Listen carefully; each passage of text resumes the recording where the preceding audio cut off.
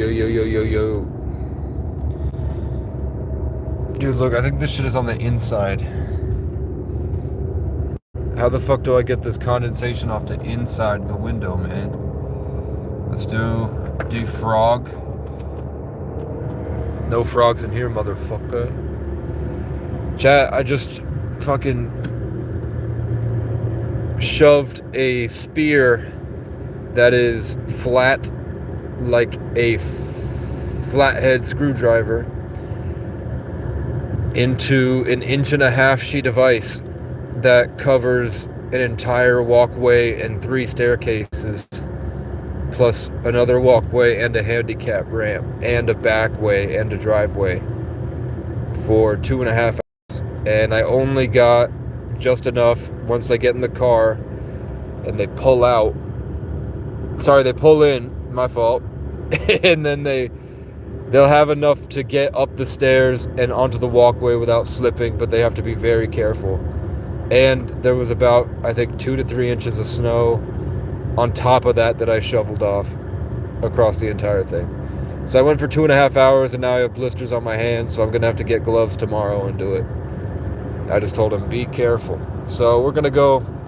I was going to get my burritos. I want my burritos, but I smell so bad. I smell so bad. I'm upset at how bad I smell. Like, I smell myself, and I don't want to be near me. I smell so bad.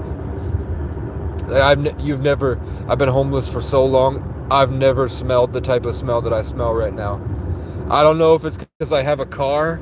Finally, I'm like shedding off, and I'm more aware of how I smell, or what. Like, I'm normalizing. But it's disgusting. I can't believe people hang out with me. Well, they don't, but I can't believe people, talk to me. Except serve me at restaurants and at gas stations. I carry with me pestilence itself. Yeah, there's always somebody sitting there. Can't go to my cool spot.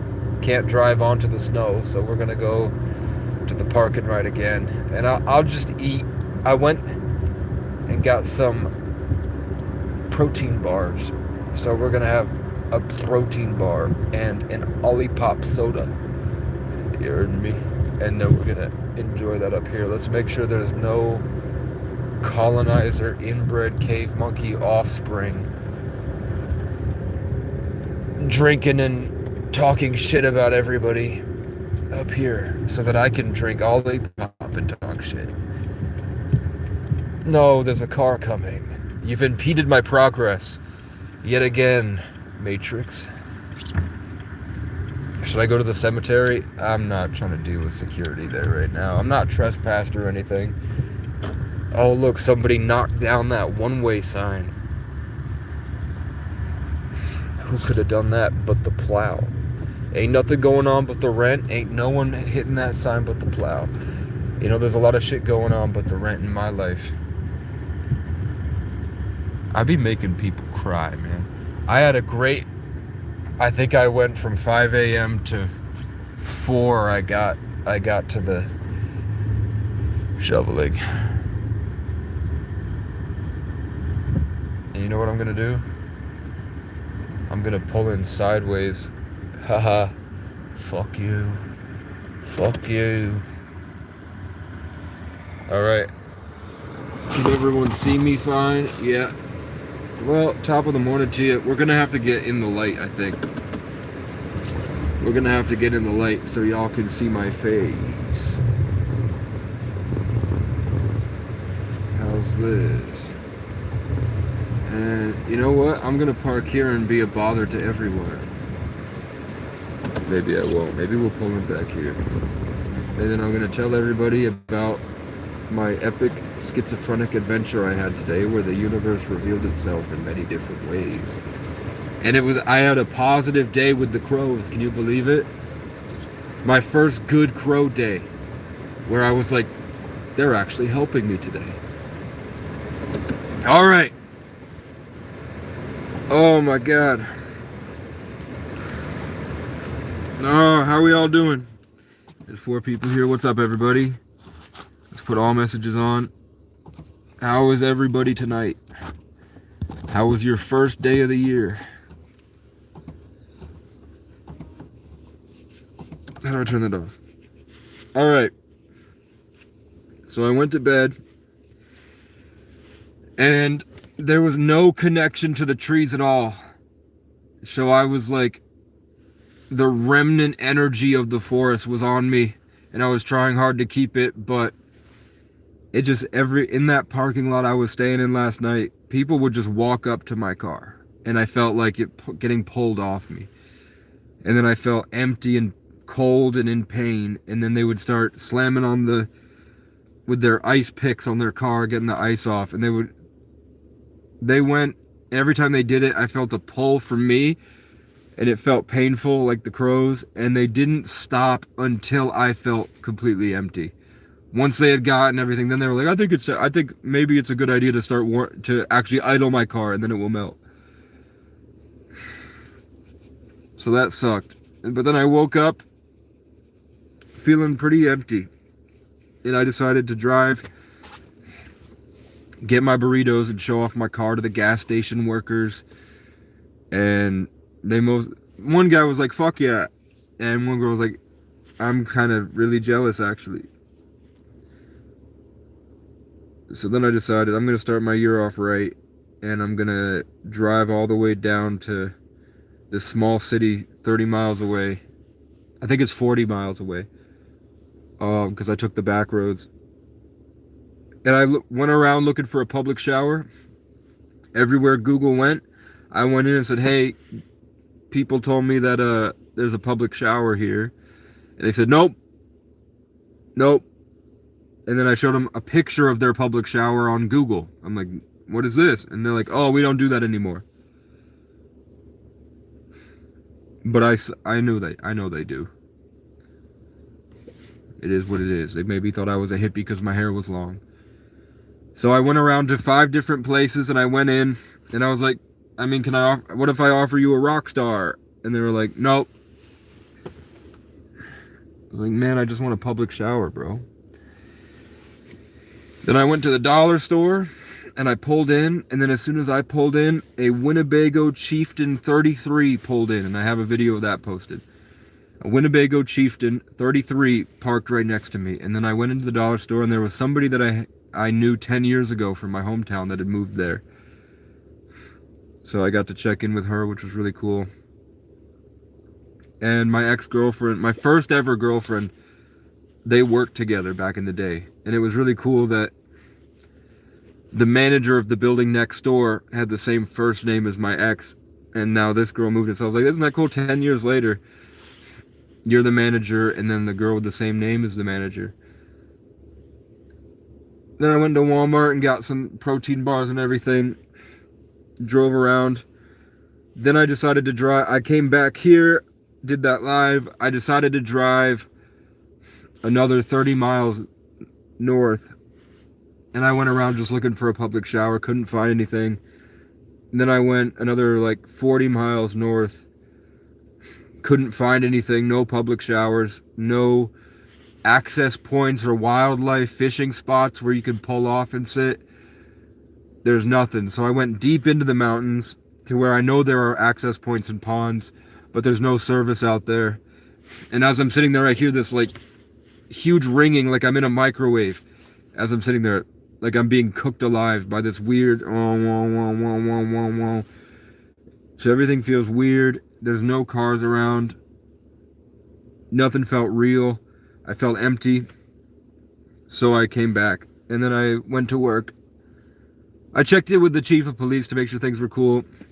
I wrote the whole statement about to ensure that the people after me don't have the same experience with Mickey as I have. I'm going to document a series of aggressive, violent, and illegal behavior witnessed and experienced by me in the past 48 hours, including criminal threatening, unlawful mischief, and simple assault by menace. And I did the statutes. And I said that checking in with Mickey about getting my stuff off the property. He said, if you don't leave, I'm going to come up there, which is criminal threatening, especially the aggressive way he did it, and sprint basically as fast as he can up those steps, running to me, charging me, and swinging at me within 6 inches of my face. That's criminal threatening and simple assault by menace. Then walking away and saying, I'm going to check in with you in about 2 minutes. You know, it's not a big deal, but he made a big deal out of me being there, not bothering anyone. So technically I was trespassing, and technically he committed criminal threatening and simple assault by menace again. And then I went, is that a threat? And he nodded.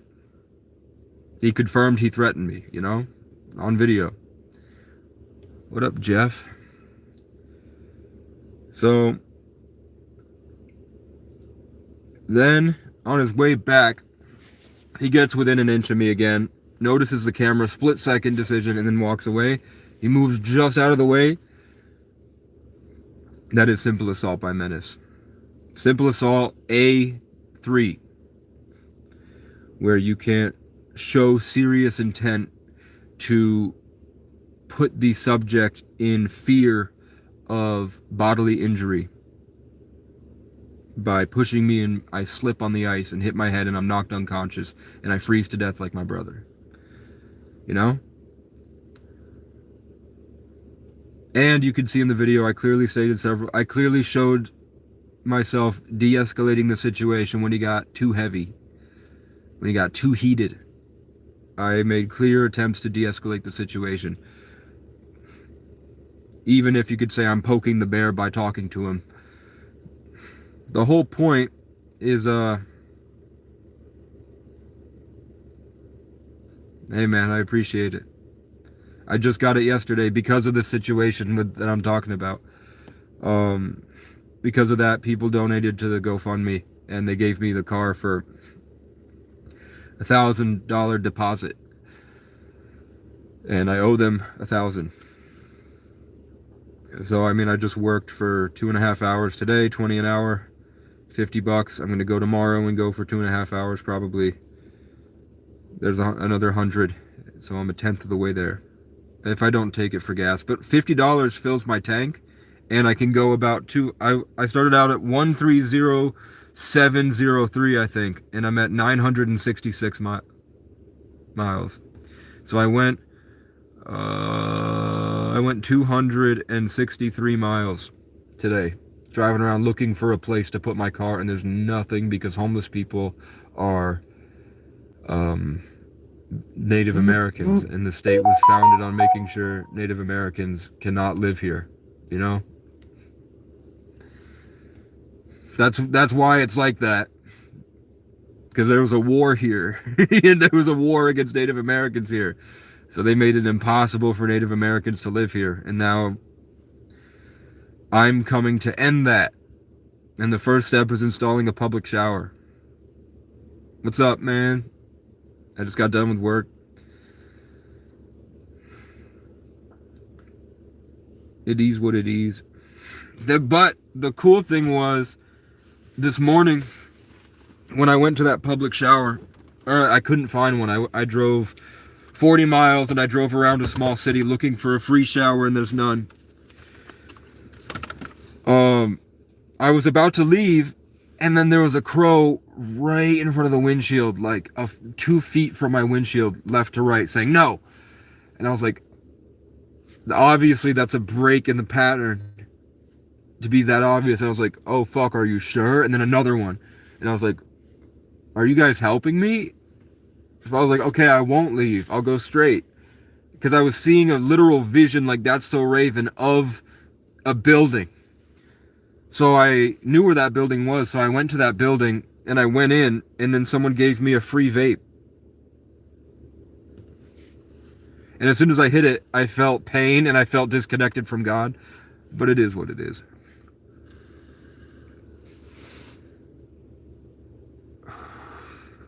Appreciate it, Jeff.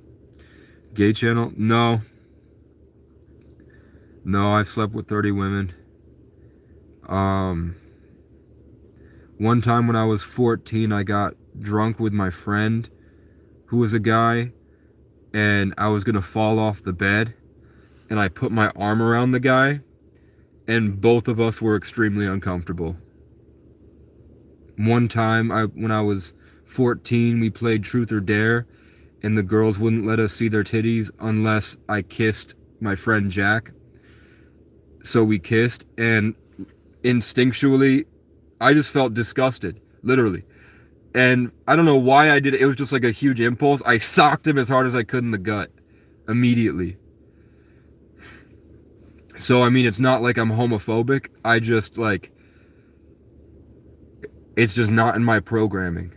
I know my voice might be higher pitched or whatever, but that's just not the case, man.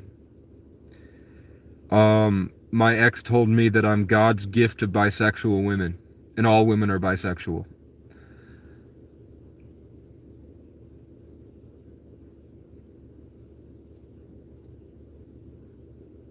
I've actually been told that I'm the straightest person that somebody knows. I don't know why. I think it's trauma. I think it's my lungs are fucked, and I think it's just a byproduct of trauma that being homeless and vulnerable, because I used to have a deep voice, like a really, I used to like my yeah. Well, I think I used to think I had a deep voice because my spirit, but my body doesn't, it doesn't work. Something's fucked. But you know what?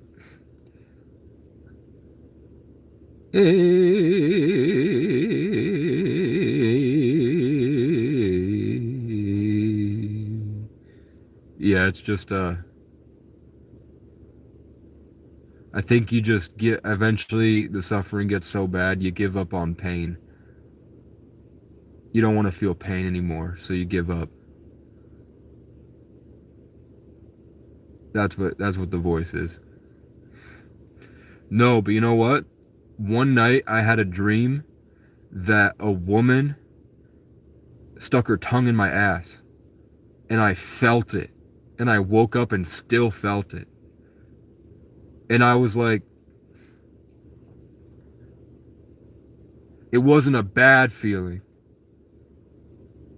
But I'm like, I'm good for the rest of my life, I think. I'm good. Even if I have a girlfriend and she's like, I really want to try, I think I'm good. I'm kind of glad I had the dream. And I didn't have to ever experience that in real life. I think a ghost tried to eat my ass. You know? And I'm good. Swear to God. Hand to God. And I think whether it's an alien that doesn't have gender, I'm glad it decided to be a girl. I've never been molested, unless you count a cop sticking his dick in my face. Wearing pants. Like I'm travel cuffed and I'm in the police station in Brattleboro and the sheriff fucking puts his dick to my face. And I just like, and I had pepper spray in my eyes for 3 days with no running water. So I didn't sleep for like, I was like in and out of a daze, basically. But other than that, if I was molested as a child, I don't remember it. But I've been in situations a lot, like one guy said I could stay at his house, and he got on the phone with a guy named Mark Menderson, who's worth $100 million down in Florida. This guy smokes crack. He used to be a tech millionaire. He showed me all of his wealth he used to have, and he said he literally in 10 years he blew it on gambling. He blew everything on gambling and then spent the rest on a house. And now he sat there after he had a brain injury. His caretaker, who's 10 years older than him, so he's 50, his wife is 60. And they were fucking miserable smoking crack in a nice house. And I stayed there. After being there for an hour, he fucking whipped his dick out and was on Omegle. I mean, where do I start, man? Who was the man in the relationship with your girlfriend who said you were a gift to bisexuals? I was the man, obviously. She was really talented too, a singer. She was native too. I don't know what tribe. I didn't ask because at the time I didn't know I was native. She's a bad bitch too. But she used to go to festivals, man. And girls that go to festivals. So, I mean, if you want the guy's number, man, I'll give you his number if you think that's a fun night. But he had an assault rifle on the couch.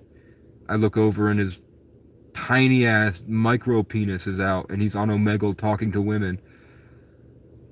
And it was -degrees out. My car was about to break. It kept breaking down in towns and then a mechanic would fix it and then I'd break down in the next town. They'd get it just working until I broke down here. Last year. No, 2 years ago. So I was just like, can I take a shower? Took a shower, and then when I came out, he was butt-ass naked playing the fucking piano. I swear to God. So he was on Omegle. I had showed him one of my songs, and he was playing one of my songs. So I fucking sang my song on Omegle. My life is an artist. Your world is my canvas. I got so many things planned, I don't think that you understand it. I see us in a mansion, flexing and talking to cameras. You and me and the love of our lives, up on the roof dancing. You can call me St. Francis, or you can just call me Casey, even if I'm far away, I'm never too far to reach. You can always get to me. Because he does. What's wrong with you people commenting in the chat and saying Jesus loves you? Always in every video. I don't know. It's my algorithm, man. Who said Jesus loves me? Happy New Year's, Jesus loves you. I don't know. Every testimony I hear from these Catholics that when I'm scrolling on YouTube or Facebook and it's a testimony of a guy that said, I saw in spirit Jesus in my church. And there was one example is there was a woman who had came in and I saw that Jesus was pacing around the front of the church, the front of the stage or the altar or whatever, and he was just back and forth with his eyes dead set on the woman, not unblinking, just staring at her, pacing back and forth. And she, when I looked at her, I saw that there were chains around her that demons were holding, and every time the demon shook the chain, she moved. They were puppeting her. And Jesus ran up to her, kissed her on the forehead, and the chains broke and the demons dissolved. Or exploded or something. But they always depict Jesus as a white man. And Jesus was not a white man.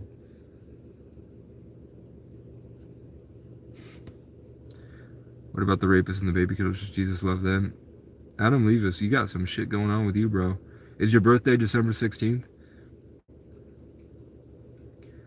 Does Jesus love Satan? I guess he would have to, right? Like, you know, you can love people that do you wrong and still love them. You can hate people and love them. But I think it's more like to live so present to the moment and be in the moment so much that you kind of get into your operating system and eliminate hate entirely from the present moment and choose to put all your focus into living in spirit and staying in that loving eternal fire. So it's not that he hates Satan or not. It's that hate doesn't even enter the equation. They choose not to let hate even exist. What happened yesterday for the GoFundMe to get the car? People donated it, so I'm at 1,000. So I have a deposit down for the car, and I owe them 1,000.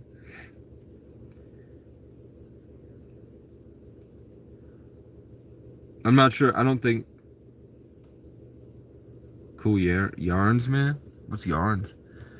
How come like 20% of my subscribers are from New Zealand? I should probably go down there. Mate, do people in New Zealand talk with an Australian accent? Dude, the Maori? Is Maori in New Zealand? Maori? People are trying to. I've never read a book. According to the Bible, Jesus used to curse certain people and call them dogs and snake. Yeah, I call people names all the time, but it doesn't mean I really hate them. Because I can recognize the person inside of that. You know?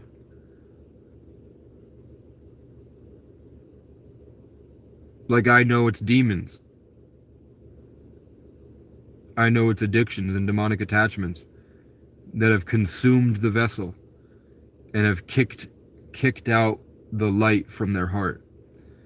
So they operate without peace and without clarity, without common sense, critical thinking, lateral thinking. And they've been consumed by an entity that they don't realize is guiding their impulses and steering them the wrong way. As a Dingfire Rooster Daymaster, I try to use my little light of mine to light everybody's candle. And I see it for a second, but they usually just go into power games, consumption, and trying to hold their hold dominance, hold dominion, basically, where they try to subvert your blessings and energy to themselves. Thanks, man. I've been doing YouTube so long, I forgot who I was before I did YouTube.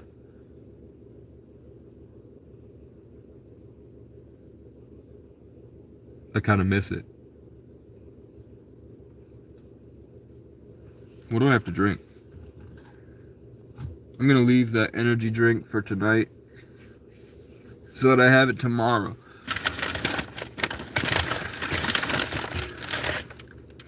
And really,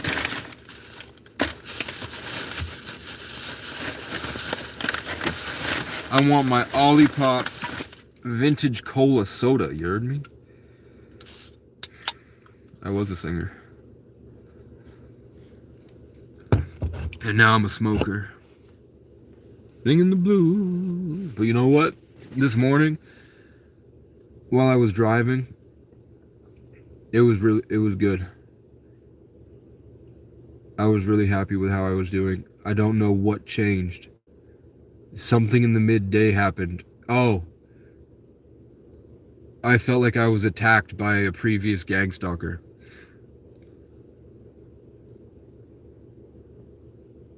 That's pretty cool. That's pretty cool. That's a pretty cool thing. That's cool. Cool yarn. That's cool.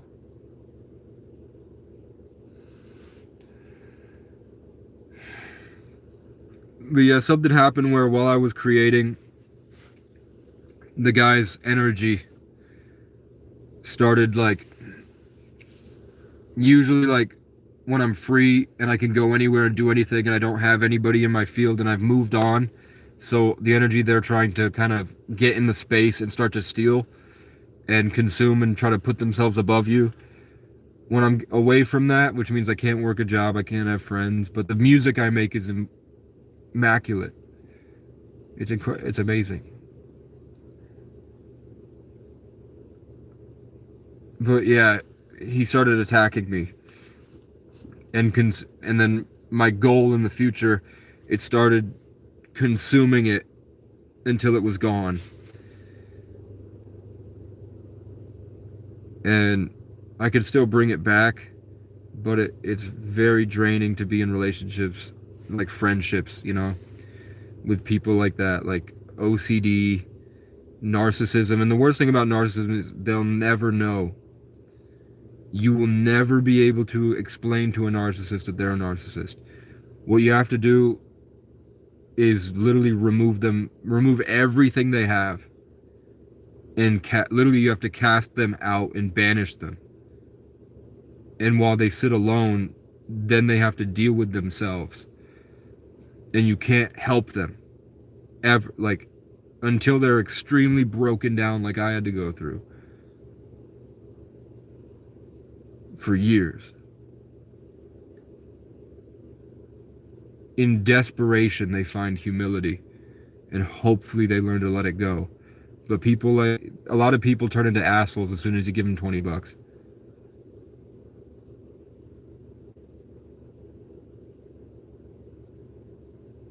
What?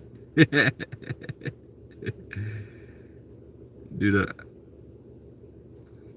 I might smoke weed if I ever get a property and I have a studio in there.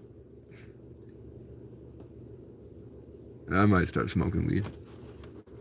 Just have my dog put down. You remind me of him. R.I.P. your dog. Do you live in your car, by the way? I mean, I just got this car. Wednesdays? I just got this car yesterday, but I was sleeping in a tent before that for 2 years, traveling around. I walked like 110 miles, I think. And I lived in 11 different towns last year. Krispy Kreme truck was just here. Now cops are showing up. Big surprise. What's going on with the Krispy Kreme truck, man? Is your dog also sleeping on the streets often, Jack Frost? You want to see something funny?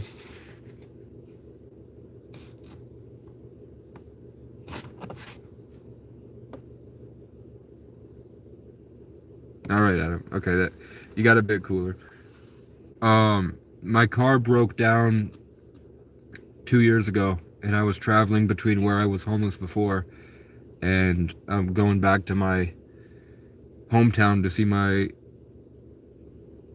friend I call a brother, my little brother. And my car broke down here. And couldn't find work. Nobody would help me. They told me they didn't take food stamps. Some guy came at me with a baton in the laundromat overnight, and I won the fight, chased him out. And then rumors went around. I moved my car up to this park and ride, and then the whole town turned on me. And false police reports, people trying to run me off the road, like hit me with a side mirror, people throwing like metal scrap at me, and one time a gardening tool, like the claw, cigarette butts, beer cans and shit, trespass from everywhere. People would just freak out and scream at me. People put a gun to my head while I was asleep and put the picture around group chats. People tried to rape me. Like a guy jerking off outside the window staring at me. And then I ran into the woods and I found a place that I had drawn 6 months earlier. I drew a picture for an animated TV show of this location for the main character to go to meet my character. And then I found it. Exactly the way that I wrote it in the story is how I stumbled upon that place. And then I just couldn't find work. No one would hire me. So, because they can. And there's a stigma around it, the Trump administration, and this cult. Everybody here is old, and they've been doing it for hundreds of years here. I live in a place where the French and Indian War happened, and the original, like New England. So all these places, they're still, the ones that aren't developed, they're still just as prejudiced. And I got to experience all the tricks of the trade that they do, including kidnapping, raping, and murdering homeless people like they did. Targeting me, the whole town getting together like a beehive. And I have a lot of it on my channel. Yeah, I didn't have 2 forms of ID. I've been waiting on a birth certificate for 6 months. Put the application in twice. And yeah, they wouldn't hire me. A lot of places, they would have a conversation with me. They seem extremely friendly. They shake my hand. They tell me that they're going to call me in a couple days. And as soon as I leave, they call the cops and I'm trespassed.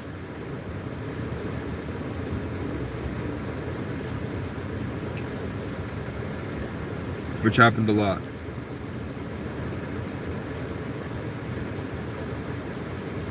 Yeah, they raped my friend. They pumped him full of drugs, raped him, and chucked him out a window.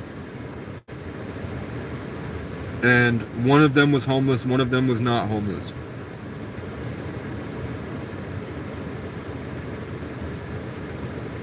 Well, so does the Bible.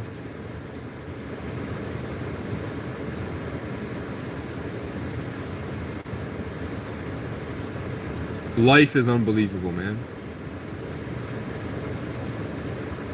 The Big Bang is unbelievable. But I don't lie. If I'm really stressed out and you see me like in a state where I'm like kind of panicking, sometimes my words will get jumbled. Like, say, I'm trying to say I walked 30 minutes and I saw 2 dogs. Sometimes I'll accidentally say I walked for 2 minutes and saw 30 dogs. But yeah, my friend was a guy. And he was 18. And he ran away from home.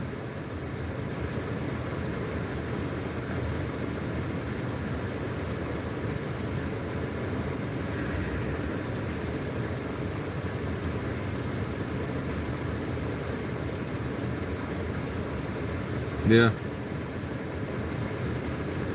Also, well, I won't tell you that story.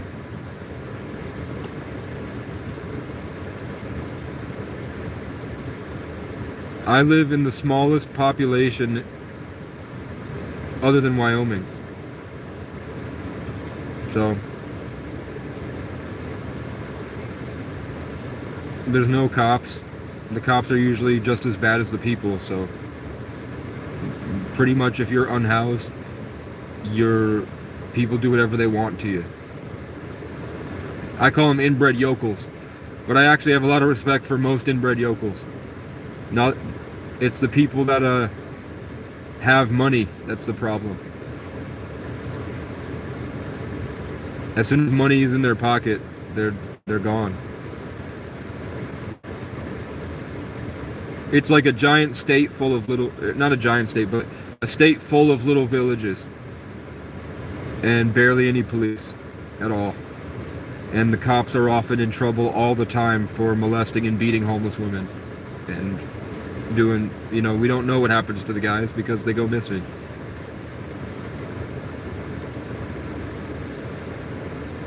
It wouldn't surprise me if they're doing it here. I've heard stories about, like the one kid that tried to bully me in middle school. I heard that I know that he would put peanut butter on his dick and balls and let the dog lick it. I don't know if he fucked the dog. But I've heard stories of people that fuck dogs and they lose their virginity to their dogs or their horses. Not the horses, but like calves, baby cows and goats. I heard there was a lot of that going on. I don't know I think it's still going on. I'm not gonna lie. I think it's still happening. I think they're still fucking goats and baby cows and shit. As far as women, I don't think so. I think the women are fucking their shower head. I don't think they're fucking horses here. But I heard down in the south they're fucking horses.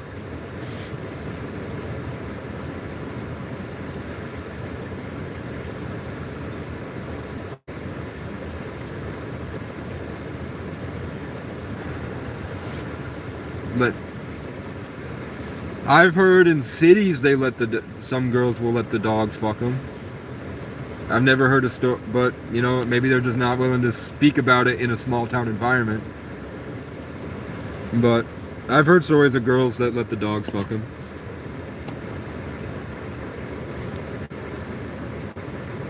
What a crazy poll you got in your algorithm, man.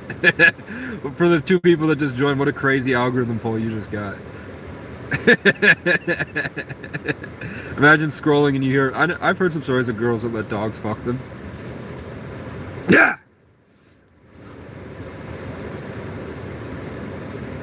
Lucky dogs, man. Yeah, to be a dog. And to be a dog that fucks a girl. You know what? One of my girlfriends, I'd be laying with them in their bed,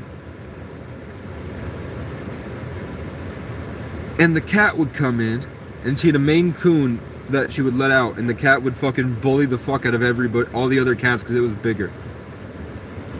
I didn't like the way the cat would crawl on top of her, and she would lay back, and the cat would start on her stomach and crawl all the way up to her face and start kneading on top of her. I didn't like that at all. I didn't like the way the cat would look at me after, and then would flick its tail, look back at me, and then would leave. That pissed me off. That made me really mad.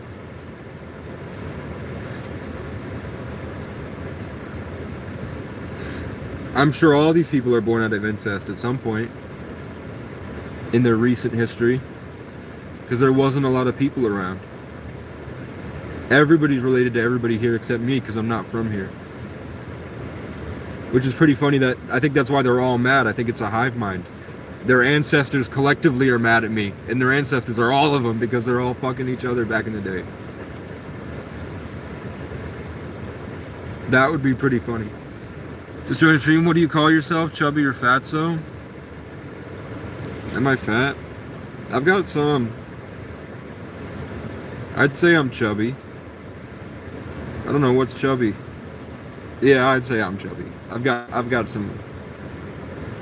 I can grab a whole handful down there. You know what I'm saying? But I'm losing it pretty quickly. I used to, with my traumas and everything.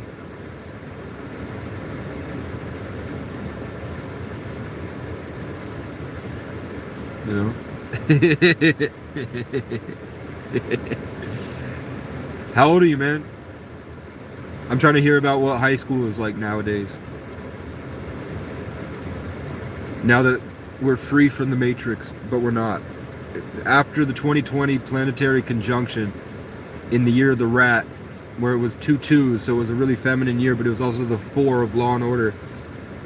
With the chaos of the rat, chaos and Law and Order with the 2-2s, really feminine, chaotic energy trapped in Law and Order, and then we had COVID. But then that was to bring us to the winter solstice of 2020, where the planetary alignment happened and we got hit with that energy that freed us. And that's when everything got, real. Everyone got hit with those new codes, and everything has been reshaping since. The problem is we made this big wave, and there's this now pushback from the inbred yokel retards across America. I've been uncovering a lot about white people.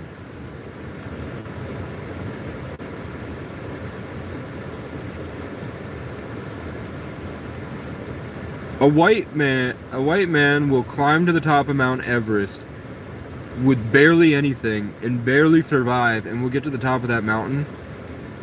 But he will be the worst sex anyone he has sex with will ever have, because he knows nothing of empathy.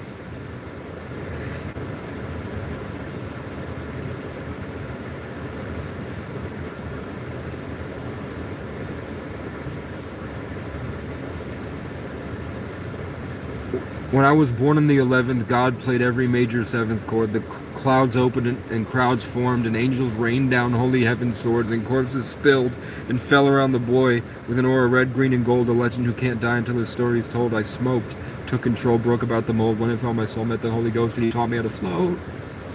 But I'm a 33 life path, born on the 11th. When I was born, it was a C-section. I was supposed to be born in the winter solstice, but I crawled out on the 11th, and my mom was trying to kill me with the umbilical cord. And I was taken in a helicopter at midday with the sun above me north, where I was placed in an incubation chamber and kept away in isolation, alone, crying by myself. Fast forward, my father was a ski instructor. He was a ski bum, but he became a ski instructor.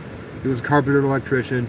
When I was born, my grandmother eventually bought my father a triplex with 40 cabins, 4-story barn on like 4 or 5 acres, I think. And we had a trampoline.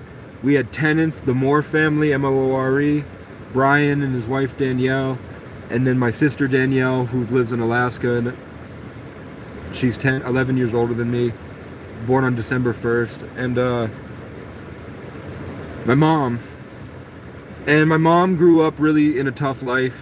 Well, maybe not a tough life, but she had a really horrible few years of her life. Really, really, like the worst trauma you can think of, worse. Way worse, and she had to persevere through that. You know how I talk about how when the simulation breaks and the gang stalkers have to show up right in front of me?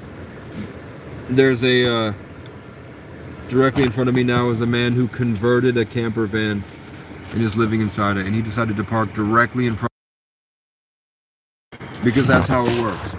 They have the entire parking lot and they choose this right when I'm kind of breaking through. You know, I'm telling you the really, really high level stuff. But basically, people are jealous because my parents are from New York City. These inbred yokels have been there their whole life under the rich man's boot, and then suddenly my dad comes in and he's a ski instructor for the wealthy, hanging out on their yachts, going to their mansions, has 40 cabins. He's well on track to become a millionaire in the next 10 years, opening up a motel right outside a ski resort before there was internet. Well, really before there was social media. So they burned it down. Then we moved, the tenant stopped paying and parents broke up and my mom went down to Section 8. My dad stayed up in the mountains. My mom went down to the Connecticut River and to a town and at the bottom of the mountain. And things just went fucked. My mom stayed in isolation where her traumas really consumed her. She would often get up and start screaming, I want to go home, I want to go home, I want to go home, I want to go home, and run in circles screaming. She'd throw herself on the floor, kicking and screaming because her charger broke and she couldn't do her Farmville anymore. She couldn't fertilize her strawberries, and I got her Xbox so she could play Minecraft, or she got one because I let her use mine. And you know, I didn't have a bad childhood, but I had an isolated childhood, completely alone in the mountains by myself, and I was dealing with parents that had severe mental health issues. My dad was really funny, really charismatic, great with the ladies. My uncle said my dad always had a gift for women. They just always gravitated toward him. He's a Leo. And but I think drinking got him, and isolation got my mom. And so I didn't have a social life. I didn't have friends. I grew up completely alone with a room full of Legos in Section 8, and then on top of a mountain in an abandoned ski resort in a ski chalet worth $500,000 that my dad was house sitting for the boat captain for the DuPont family, Skip. And eventually, I think the people still, like I told you, small town prejudice and corrupt cops and all that. If it's unrealistic, I think you're just a retard, man. Why would I lie to you? I get literally nothing out of this. I just have no one. And with this, I gain subscribers, and you never know who you're healing. You never know who hears this on the other end. You know, I could be what I needed for somebody, and I don't even realize it. So, eventually I'm 9 years old. Come on. I'm muted. I'm just gonna put you on my lap. No diddy.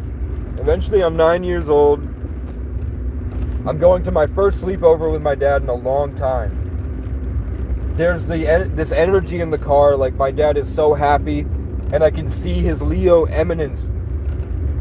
My friend Tyler's in the car, and it's raining, which means that on these back roads in the mountains, salamanders and frogs are going around on the road. So we're slow and going through the hills and slowing down to look at the salamanders and everything, and we get to the top of Ray Road. Coincidentally, Ray Road, actually, and that's true. We turn on to Colebrook, which goes to the ski chalet at the Hermitage Club, which is a private ski resort for the richest of the rich.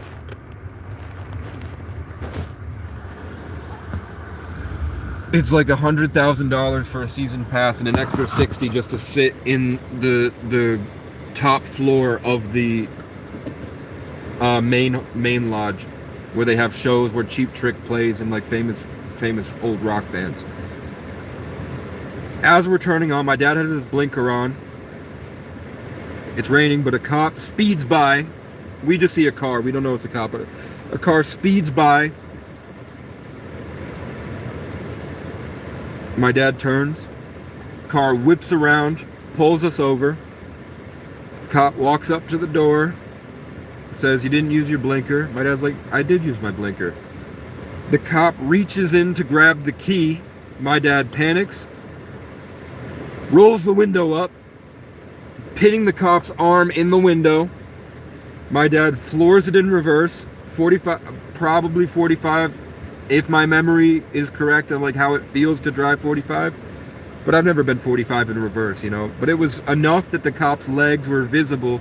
Maybe he had like jumped to try to stay on the hood, but I remember seeing the cop's legs. When my dad stops, he rolls the window down. All of a sudden, headlights. Cop didn't have a chance to like radio. But there are now a group of cops. 6 cops get out. They were just there. It's a small town, so that means the whole department was there. Which means people that were off duty were there. You understand? They were there for my dad.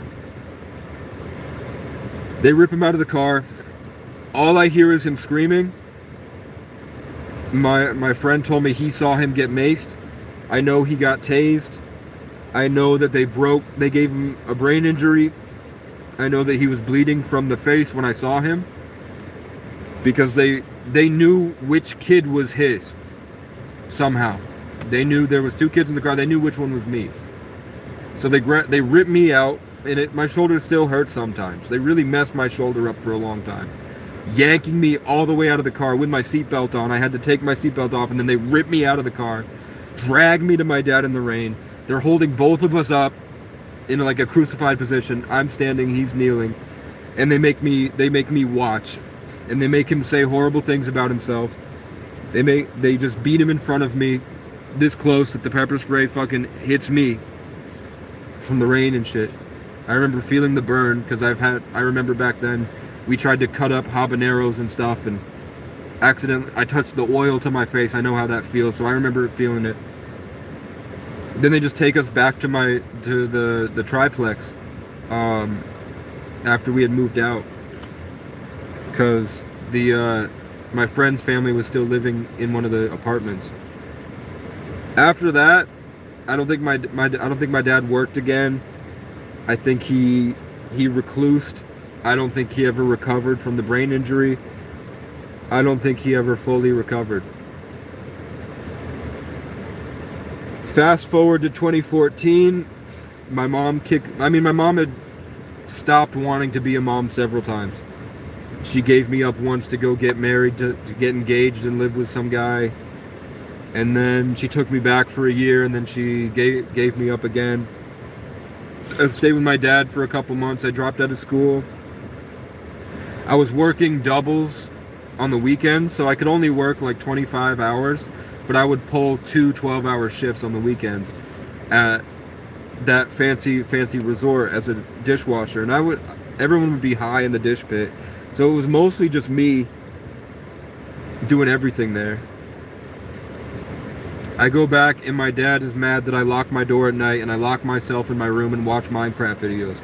So he unscrewed the door and took it off, and I'm not comfortable with it because my dad after that he blew up a lot.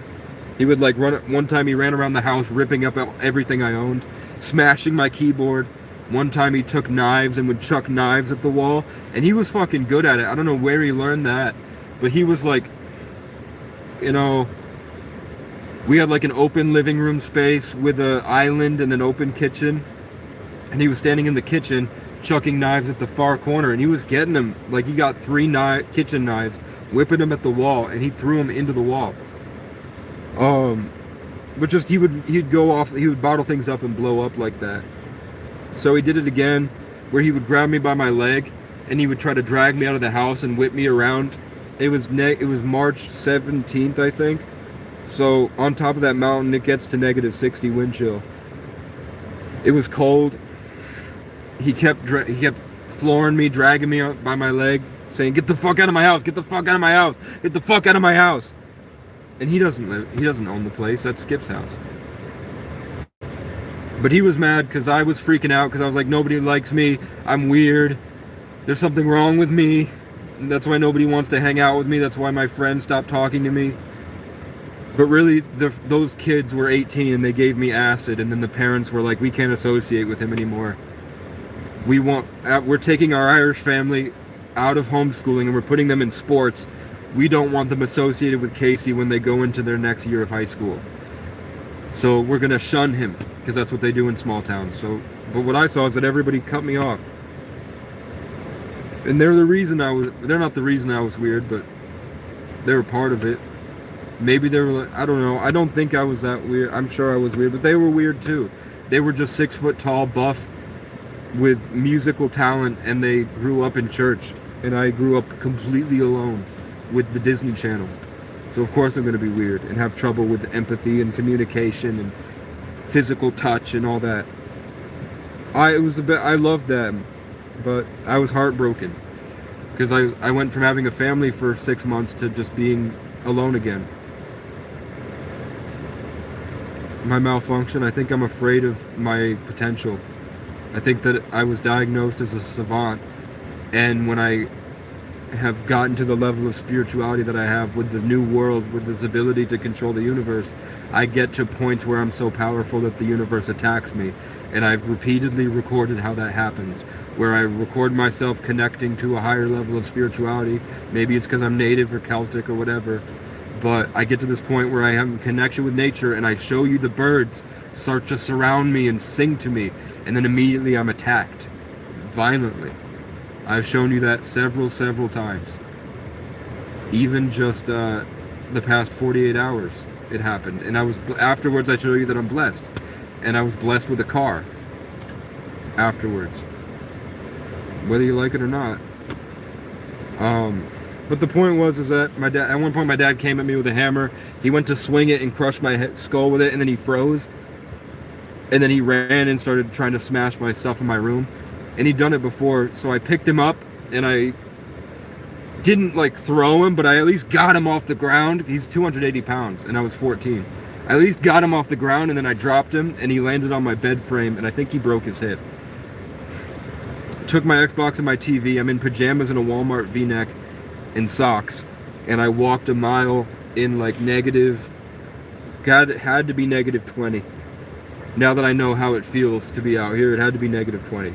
Because my fingers were purple and they couldn't move at all. And I knocked on the neighbor's door, which is a mile down the road, way on top of this mountain, like right at the summit we live. And I knock on the door. It's a guy with cancer that can't speak, lung cancer, which I know it's probably a sign. But I'm off cigarettes. He can't speak, so I get up there and I'm trying. He won't tell me if he has a phone or not. I'm like, hey man, hey, I need to call the police. I had a fight with my dad, and he's just staring at me, smiling, like he has dementia, probably. So I'm like, hey, if it's okay, I'm gonna use your phone. And so I get the phone, and the phone doesn't work. So I'm trying to fix the landline. Someone I went to school with was in the attic asleep, so I'm like, Dawson, hey, and he doesn't answer. So I just come back downstairs and trying to fix the landline, and my dad bursts through the door, falls on the stairs, and so I don't remember if I help him in the car or he walks to the car, but we get to the car. And I think he drives, and he's speeding. Oh, by the way, when I'm walking that mile, he's playing chicken with me. He's driving up to me, staring at me like this, and then speeding off, whipping around, and then he gets this close, like not this close, but like really close, and then speeds off. He's trying to accidentally slip on the ice, or he's trying to will himself to hit me. He's trying to hit me. And we drive back to the house.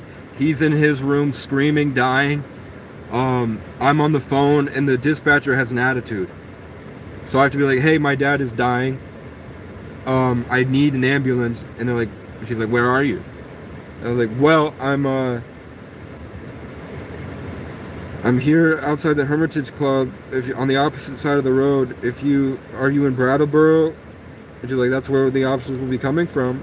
And I was like, okay, well, start in Brattleboro. You know, go on Route 9 West. I think I said it right then. I think it's Route 9 West. Go up all the way, get into Wilmington, take a right, go all the way to Coldbrook, go up Coldbrook straight until you get there. By the time I'm done explaining it, an ambulance and 4 cop cars. No, I think 2 cops. There's a lot of cops there. And the ambulance are there, and my mom is there, because he left a message screaming he is having a heart attack. My dad had a heart attack, so that was when I was 14, and I've been homeless since, because my mom gave me up. My mom is in a psychotic state 24/7, sitting in Section 8, freaking out, watching my live streams all the time, and any chance she gets to try to ruin my life, she can. She does. Anytime she can, she does. So she's watching, she's stalking me, obsessed, and then she'll go on these smear campaigns on Facebook. And I've tried to confront her and kind of break through her narcissism and her victim card and all the acrobats she does to say that she's not an energy vampire sexually obsessed with her son. She used to compare us to Norman and Norma Bates, which is a mother and son serial killer that would fuck. She would always try to hammer that into me, like a few times a year. She would like really kind of suggest it. And when I was older, I confronted her about it. She's like, no, I'm Norma. She's admitted she's sexually attracted to me. What can you do? She never tried anything. I think maybe I've hugged my mom maybe 4 or 5 times in my life that I can remember. I don't know, but it's weird. And it's true. She didn't flat out say I'm sexually attracted, but I was like, stop. I told my aunt, she calls us Norman and Norma Bates, and those was a mother and son that fuck. And I was like, tell her. And my mom's like, yeah, I'm Norma. I'm definitely Norma. And I think Norma coerced her son into fucking her. So I'm glad DCF took me, but I've been homeless since I was 14. I spent the next month and a half sitting in a shelter program. I did do acid a couple times when I was 14 with those kids, and it didn't like ruin my motor functioning or whatever. Like I definitely disassociated my ego from self, and I went out and said my face is melting because I felt my ego being dissolved, which helped my creativity. I needed to be selfless, or else I probably would have been such a fucked up narcissist like my parents. It had to have happened.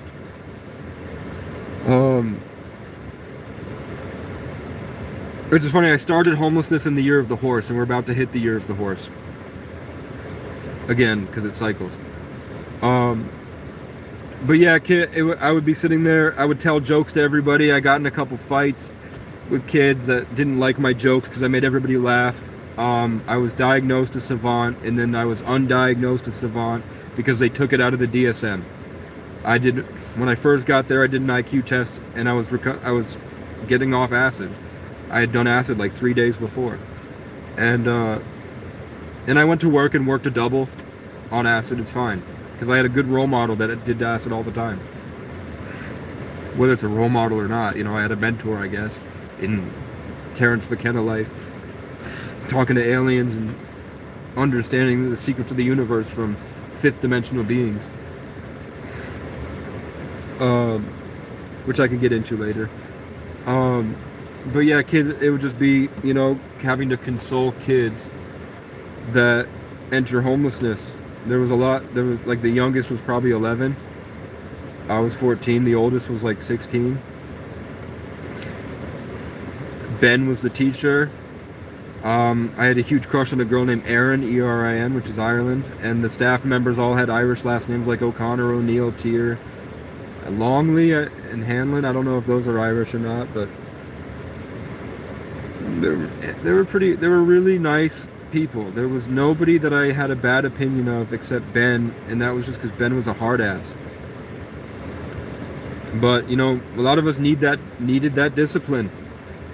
I broke down crying because I couldn't do my work and I couldn't wake up in the morning because I was on acid, recovering from it. So I would like wake up unable, like outside of my body, and I would have to crawl in to my body, and then I would have to force myself, and I would fall. Something fucked, like trauma and not being in a safe environment and whatever really kind of messed with me. So I was recovering from that, and I'd go downstairs. And I also like woke up whenever I wanted, like being an only child and not caring about school, even though I was really smart. I always aced every test. I did great on my kneecap test and everything. But I would tell them, I'm not doing the work the way you want me to do the work. I'm going to do it when I feel like it. My dad's motto, he said, is you're not the boss of me.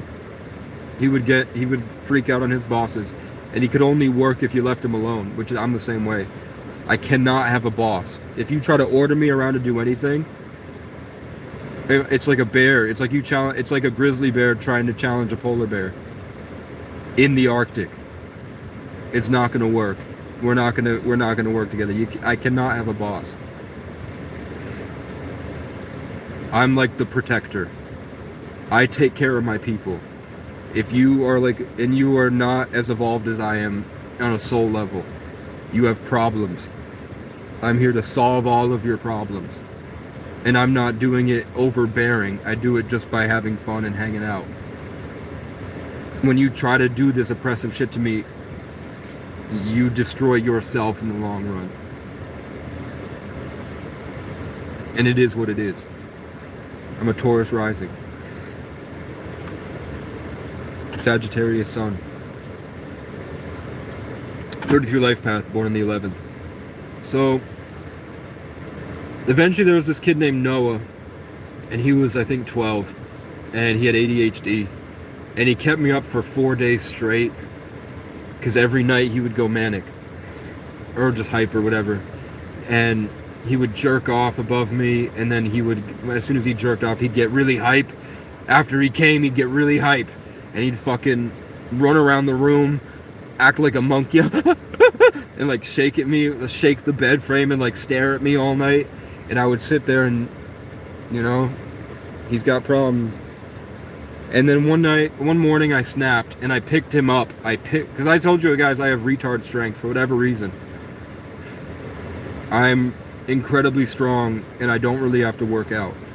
For some reason, maybe it was trauma at a young age or acid or both, but my muscles don't deteriorate. They don't atrophy really. So I picked this kid up. And I did have a bench press back then, and I was doing push-ups and everything. So I was strong. I picked him up and I chucked him into the wall. Not over my head, but like physically picked him up and then threw him at the wall. So he broke the wall, and then that wasn't enough for me. While he was watching me terrified, I went out and I took his glasses and broke them. And then I went downstairs. And then I got kicked out, and they sent me to a psychiatric facility for more of a residential thing for a 90-day evaluation. Because I didn't tell them that I did acid, so they assumed that I had schizoaffective. That was my preliminary diagnosis. When I went to the retreat, and I came clean that when I got there, I was getting off of acid. They gave me HPPD, and they've since taken HPPD out because I'm fine. But I did an IQ test when I got there, recovering from acid. I had 120. When I left, I was around 145, 150. I say 140 because whenever I say 145, everyone's like, fuck no. When I say 140, nobody says shit. So it was between 145 and 150 range. But I say 140. So at 14 years old, I was operating 140, 150. Whether it was acid and isolation, had no social conditioning, and I wasn't degraded and deteriorated to settling in the life everyone else lived, and I was able to live free, and that allowed me to operate at a higher level. Or I'm an ancient war chief, reincarnated, and I've been through so many lives that I 33 life at the Sagittarius high level. Or Jupiter and Aries 12th house, isolation. I just saw fucking 2 shadow beings, so I'm fucking leaving. When I said high level, I I saw a beam of light come from my forehead, and then I saw two fucking silhouettes of dark energy beings just sticking their head out from behind a tree. So I'm gone. Fuck that shit. I tell you about that stuff all the time. Everyone in my state, you can just Google shadow beings in my state, and everyone talks about them. And they talk about them in the place that I say that I see them.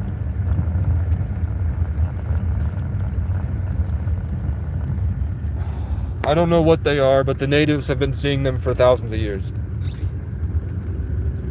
I see puckwudgies. On full moons, you can find puckwudgies in these forests.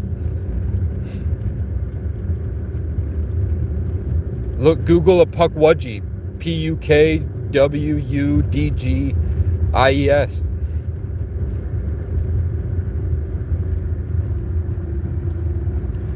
When I went into the retreat,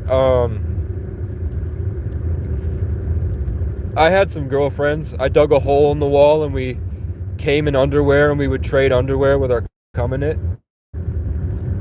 We'd pass notes to each other about what we wanted to do to each other, and when the staff weren't looking, we were like the Matrix, dodging the staff's eyes and going behind the staff's back to feel each other up.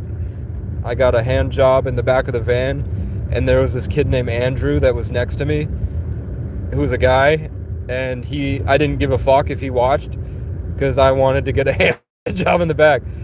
But it was over the pants. I was wearing jeans. And he touched it, and I was like, fuck, and I hid it away. But they would lock us in rooms, like if they didn't like how we acted that day, or we said something wrong, or we made the staff, even if I just told a joke, and the joke wasn't even like rated M for mature or whatever, it was like a decent joke, but they were having a bad day. They would lock us in rooms the size of closets, and we would sit there for 3 or 4 days at a time, only leaving to be able to go to the bathroom, and they barely fed us. They would take their shit out on us, and I would go right to the program director, and he became my personal therapist. Because I would just anytime I could, whenever we would go into that building where he was for group, I would go into his office, and I would uncover the secrets of his treatment for the 60 so kids in the 3 different houses.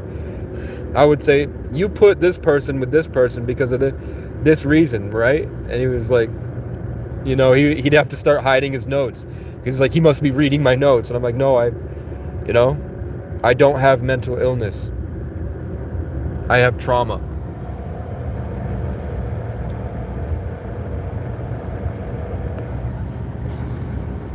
This is what I need. I've always known that my mental illnesses dissolve when I have a safe place to sit out in the woods. I have a bench press. I have a squat rack. I have a pull-up and dip station. I have access to supplements. I have a music studio and a guitar and a piano. And I have a job that doesn't allow me to have a boss or have to be there at a specific time. I can do it whenever I feel like it. Then I'm a savant. I'm a role model. Everyone loves me. Bad bitches throw themselves at me because I look and feel great. And I make everybody cry because I embody Christ. When I don't have those things, I become a feral animal screaming at himself to a camera, trying his best, as they bury more and more and more trauma on top of me that I have to crawl through all the callus, grab my hammer off the throne, toss the chalice, ran and dove right off the balcony, and ride off on a dragon towards the ashes. My dad's blood is full of legends, and my mother's probably schizophrenic. Both are addicts. I was raised alone inside the madness. I could brand you just like cattle, burn and eat you like the Aztecs, tear your heart out, wear it around my neck to keep at bay the sadness. It used to take, going from where I just was to here, used to take me 45 minutes.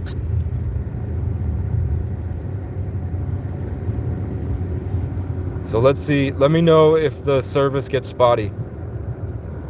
Do I get attacked in my sleep? I've been trying to get into sleep paralysis. Is Whamsham here? I'm wait for Whamsham and we'll get into sleep paralysis. But physically attacked twice. But yeah, I mean, if you count verbally, yeah, all the time. Literally 2 days ago, I woke up to a guy screaming at me, threatening me and breaking my shit. Let's see if I can get up to that spot.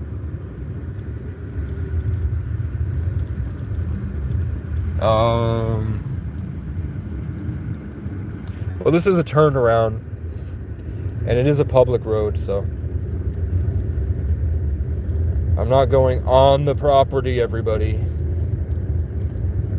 I am not willingly trespassing, and I'm pretty sure the trespass has been removed, by the way, because the guy apologized to me for what happened to me.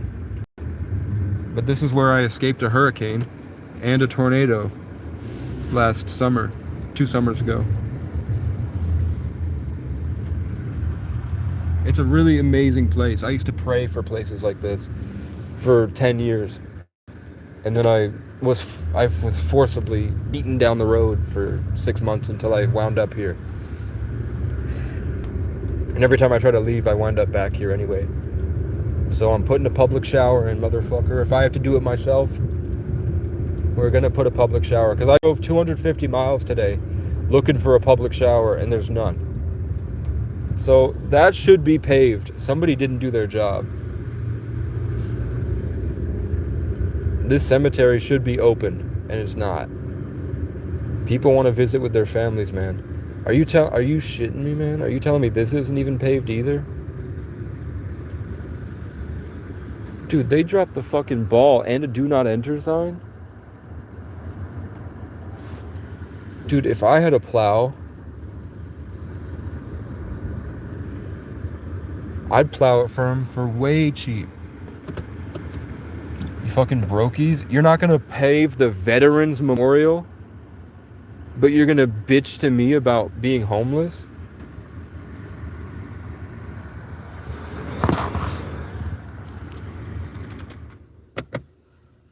Does this have a light on the mirror?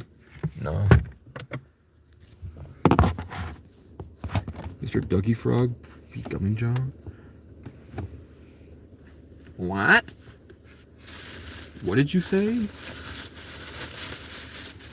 Where was I with the retreat?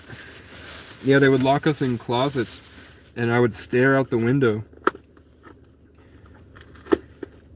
And my mom said she was coming to visit, and I'd wait there for 2 days for her visit, and she only lived a mile away. She had a car, and she just didn't feel like it, and she wouldn't even call. So I'd wait there for days for her to show up, and she never would. Sometimes she would. And I'd have 2 slices of pizza and a Cumby soda, and I'd go watch Game Grumps compilations. And hell yeah, I jerked off in the bathroom. Fuck you.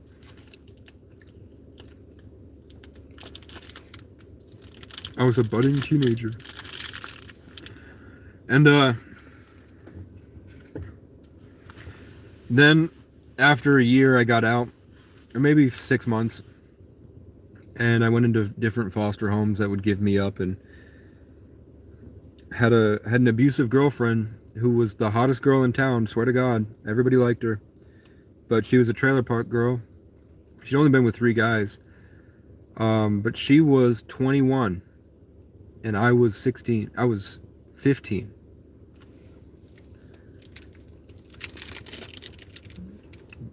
But you know me.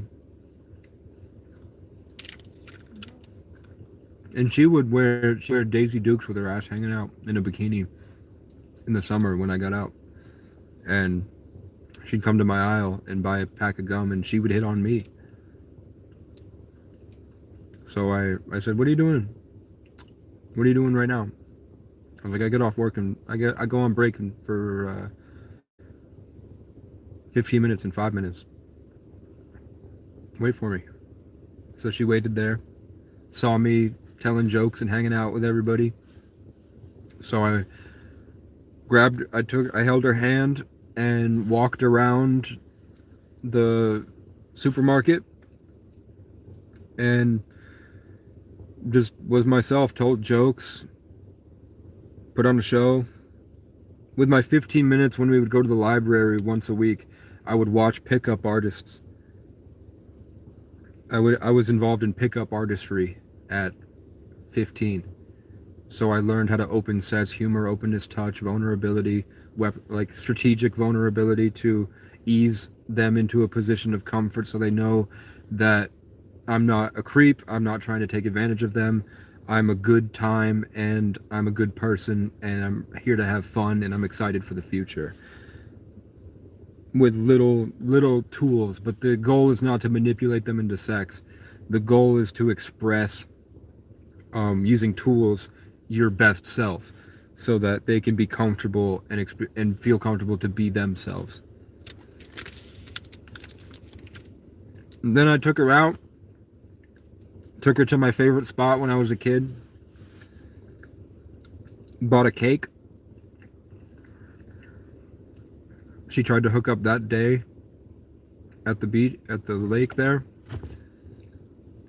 I think I lost my virginity to her like a week and a half later. And then she would torture me. When I went to school, her rules were if I looked at another girl at all, she would cheat on me. She would leave me. And you can tell I have mommy issues, so I was attached. And love is a drug. Love is a drug. So I was on a drug of love. So you act irrationally. So she would do things like keep me in fear that she would leave me and be constantly fighting with me. And it would ruin every day for months, every single day. And finally I started locked in the passenger seat of her car. I'd be locked in her car and she would tell me things like, she would tell me she's at her ex-boyfriend's house, but it's because he's sad and she's all he has. And then she said, don't worry, I'm gonna make a pillow bed next to his bed and I'm not gonna sleep in it, his bed. And then a week later she was like, oh, he stuck his finger in my ass fucking me from the back and he nutted in my mouth and I came back and made out with you and I didn't brush my teeth. Because you had a group. You had a group in science with Rachel and you were talking to her and Allison saw you talking to her. So I went and fucked Riley. And it's your fault.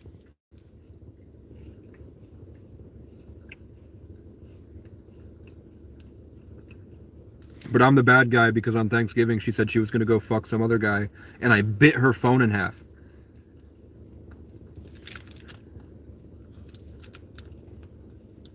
And it cut my whole mouth up.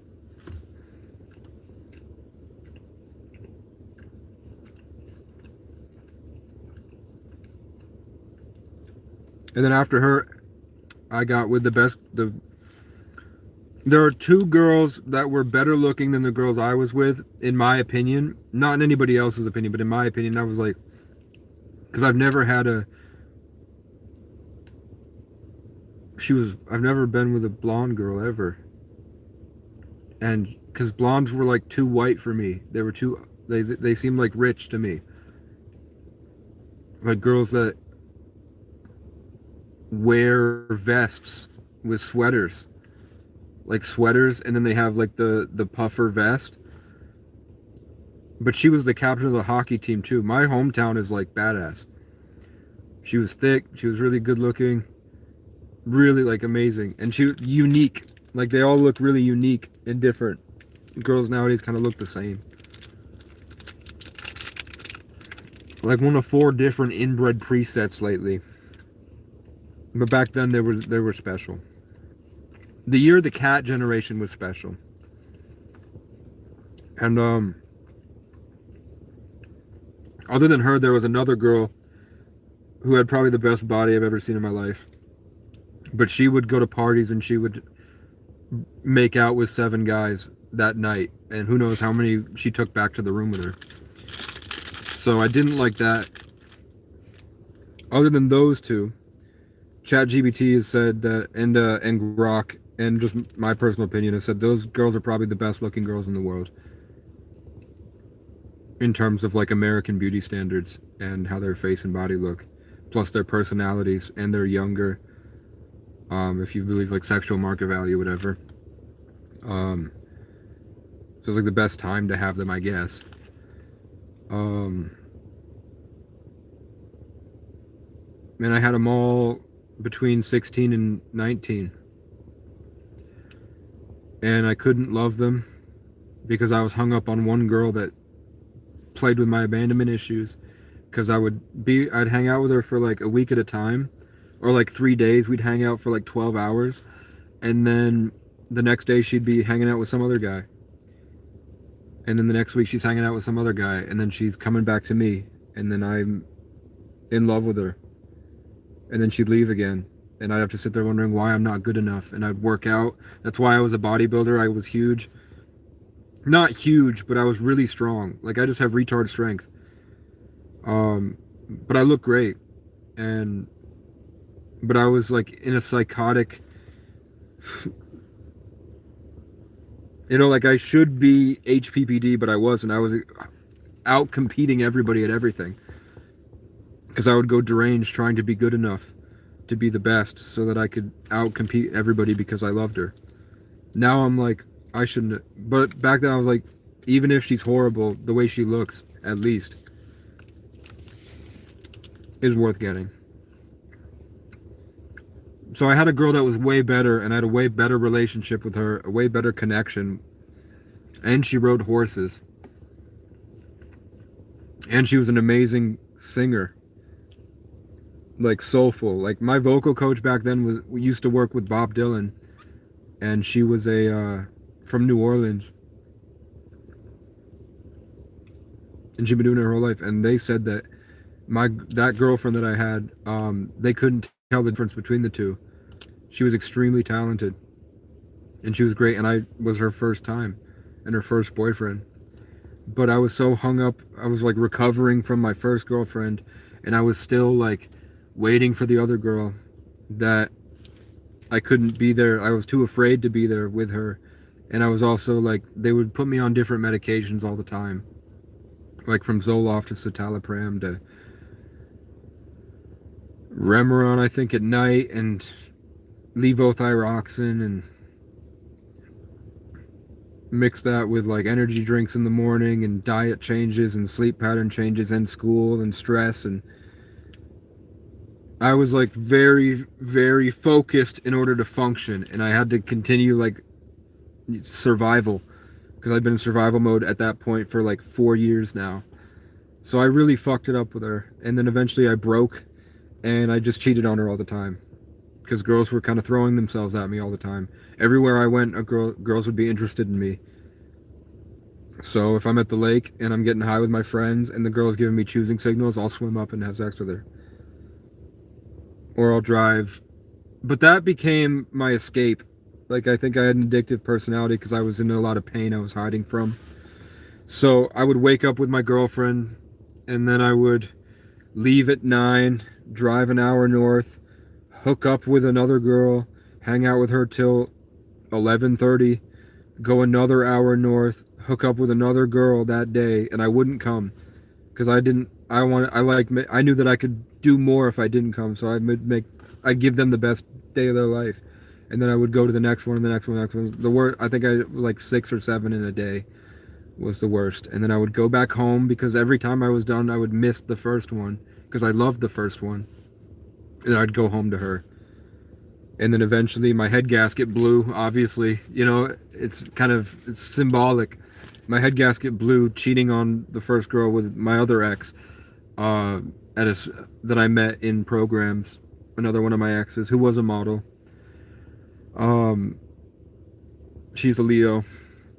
And she invited me with her foster mom to this campground up in Maine. So I went up there and my head gasket blew, and I decided to stay because I was like, my life is going nowhere there, and I'm really hurting that girl, and I'm just couch surfing. I might as well. That's where I decided. That's where I really understood the freedom that I felt, and I was like, That's when I really recognized that I'm not supposed to be a settler. I'm not supposed to live in one town. I'm built for adventure. That's like It's who I am. I called it Casey. I called it the Casey mode, I think, or the true Casey or something. Survival. I had a word for it.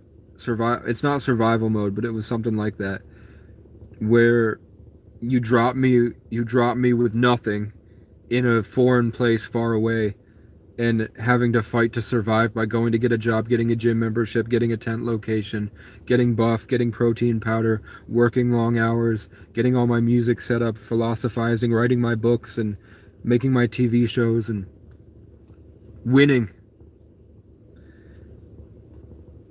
And I think that night I met the CEO of a $1 million company, and I lived with him for a couple months. Fuck you.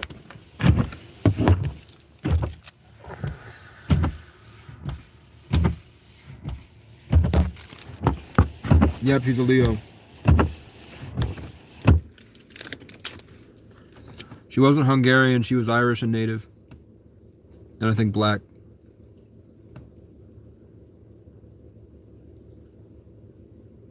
Yeah, I didn't brush her teeth, bro.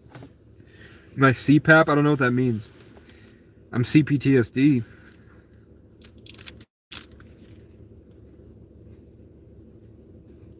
I'm CASEY.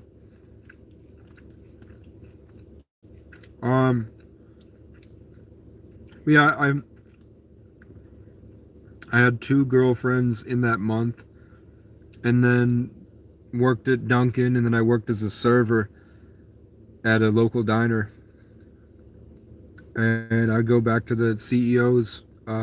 He lived there his whole life, and I think he's a CFO, but he would walk around with like a couple grand in his pocket on one side and a couple grand in his pocket in the other side, because this was what he had to spend today, and this is what he took in today. He was an Aquarius.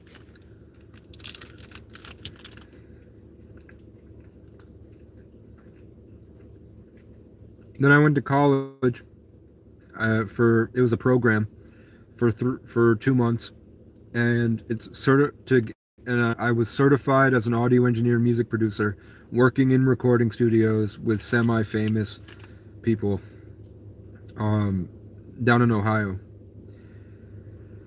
And then I think they drugged me. I think they gave me food that had mushrooms in it, and the mushrooms were psychedelics. Or they'd put something in the food that really fucked me up, and I had a really spiritual experience where I'm driving 80 going to Columbus to go to the bar or the club with my friend who was Elliot Holst's nephew. Elliot Holst, the YouTuber. His nephew was my roommate. Zay. But that was his nickname. And he's like a brother to me.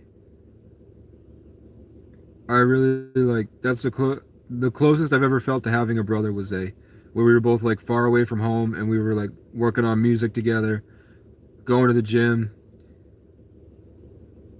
we were the cool kids there, so the girls would come hang out with us all the time.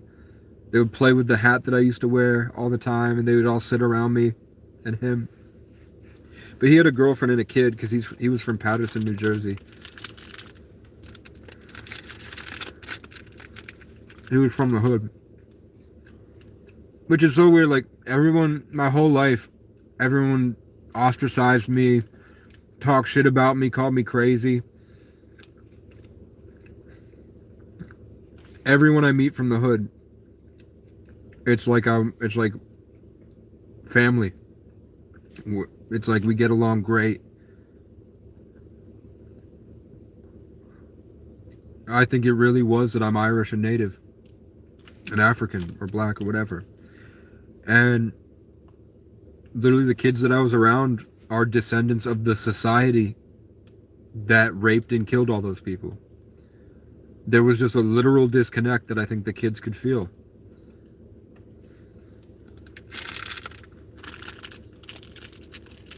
Because I wasn't crazy. I was really smart. I was funny. Every time a girl sat next to me, she was cracking up the whole time. Even at 13, like, feeling up on me, cracking up, dying at my jokes. And I was chubby and I had bangs. I was kind of fat. It was just the vibe, I guess. The energy.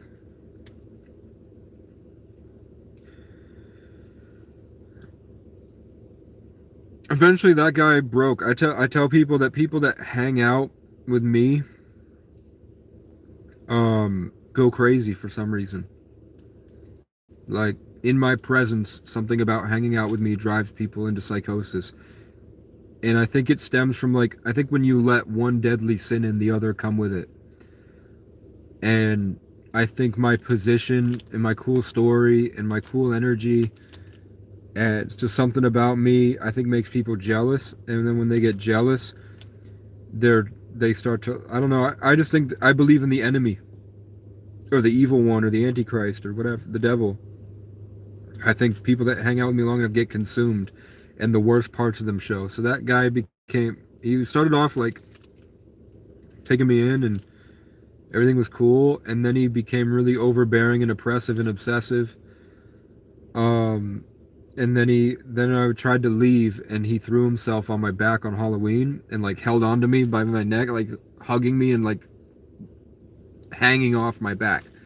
And he had cancer, so they constantly every month were like gutting him and taking out this cancer, and he was barely holding on. He looked sick. I know he fell down the stairs drunk once, so he used to be fat, but now he was really skinny. Like recently to meeting me, he had fallen down the stairs and got a brain injury. But on Halloween, his guts opened up on my back. And I went home and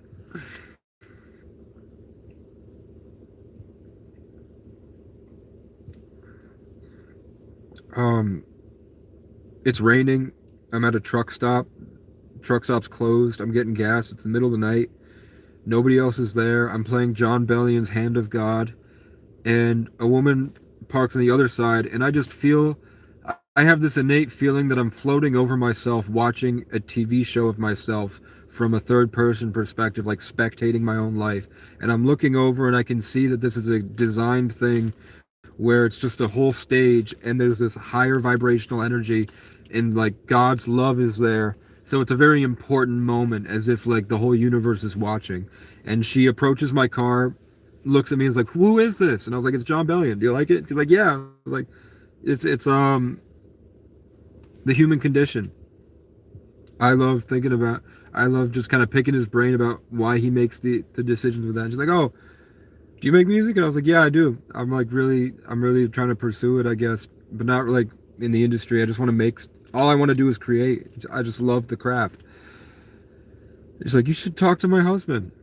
And she gives me his Instagram, and it's the ghostwriter for Macklemore and Ryan Lewis. I'm gonna say his name, but I'm not gonna say his name, but I know his name. And I never end up messaging the guy, ever. Probably should at some point. I was just always waiting for me to be buff, have a studio, have an album, have a product, and every time I get there, I have to fight again. They throw me back out to the wolves, and I have to fight for it again. Usually, in the past. But I went home, and my ex didn't want anything to do with me. The one that rode horses, and I was her first love. And I got back involved with that girl that kept leaving for the next guy and then the next guy. Not the one that cheated on me, but the one that kept having the best times of our lives, falling on the floor, cracking up, and then she would just be gone, hanging out with somebody else. So I had probably the best date I've ever had in my life, where I went to Boston with her. We would talk on the phone for 12 hours at a time, spent Thanksgiving on the phone while I was in college. Because when they drugged me, I left, and then I went back and got certified. And then she left for somebody else. And then I kind of stayed in limbo for a few months. I was back with my old friends because I was couch surfing through high school. So I was back with those guys, and those guys are some creepy, like cornering a girl under the stairs because I made out with a girl there, and my friend was competing with me, so he kind of said he wanted to hang out with a girl, and then when he went there, he forced himself on her. Like really forced himself on her. And both of them were like that. But, you know, they were the only friends that didn't leave. They had good qualities. They just didn't have fathers. They grew up isolated too. I'm just grateful that I had such a diverse life traveling homeless as a child and growing up in isolation with good role models and not in around those people that they had to be as fucked up as they are. But they started smoking weed, and if I wanted to stay, I had to smoke weed. They didn't force me, but there was nowhere else I could go. So I was on antidepressants, which means that if you take in serotonin, it stays up here. So I would blast a 4-foot bong 5 or 6 times, huge inhales, and I would sit there and die. Literally felt my soul die. Over and over and over again. And they would steal the energy and shit. Cat people would communicate with me in spirit, and I would notice that the Lyran people, years before I knew that Lyrans existed, the Lyrans are speaking to me, and they say that I'm an ancient Lyran king. Look at yourself in the mirror. And they're telling me, do you know, how come you don't love yourself? Do you know how attractive you are? Look at yourself. Look at yourself. Take your shirt off. Look at yourself. And I can't. They're trying to explain to me how to see myself as a human being. They're trying to explain to me how to actually, like, recognize that I'm not a feral animal. They're, like, trying to hammer it into me to, like, give myself some credit and to stop feeling like nothing and worthless. And I can't figure it out. And then the high ends and I feel dissolved and I go and eat all their Ben and Jerry's. Sometimes I get high at I worked at a restaurant at the time on the lake, and I would go in high after swimming in the lake with everybody, and I'd go into the kitchen, and it's an open kitchen so everyone can see me, and I'm like out of my mind eating all their cookies.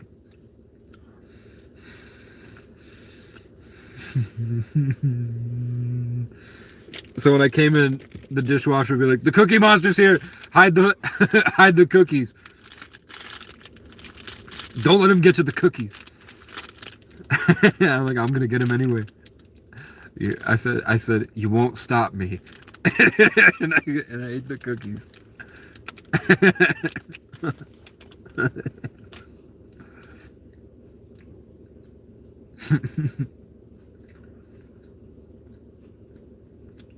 Then, through the winter, I stayed like that.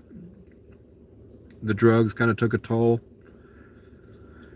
I was working at, after the summer was over, I was working at a pizza delivery guy. And just in one night, like the night before, I stayed up for 2 days because the weed was keeping me awake.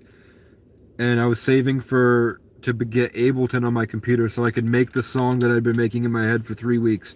I drove around every single day perfecting the song exactly, changing the words, really like in-depth, super savant, getting into the nitty-gritty, into like the tiniest frequencies and making it perfect. I just needed Ableton and I needed to learn how to use Ableton. So that's what I was beelining for. And then it was torture to be around them. And then one day I woke up and the guy I was staying with asked if I could bring him back to the house. And I had been friends with him for 4 years at this point. He called me his brother. But my car had a light on. And I wasn't sure how long it was going to go. And I've been up for days. I got out of work at noon, and he got out of work at midnight. And it was 45 minutes away. So I told him, I would like to just come back to the house and sleep. I don't know if I'm going to be able to come back and get you. Because I'm going to be sleeping, and then I have to work at 6 a.m. the next morning. And I want to sleep. So he locked me out of the house. And my meds were in there. So I dropped them off. And it's normal for him to stay at the other friend's house because they're basically brothers.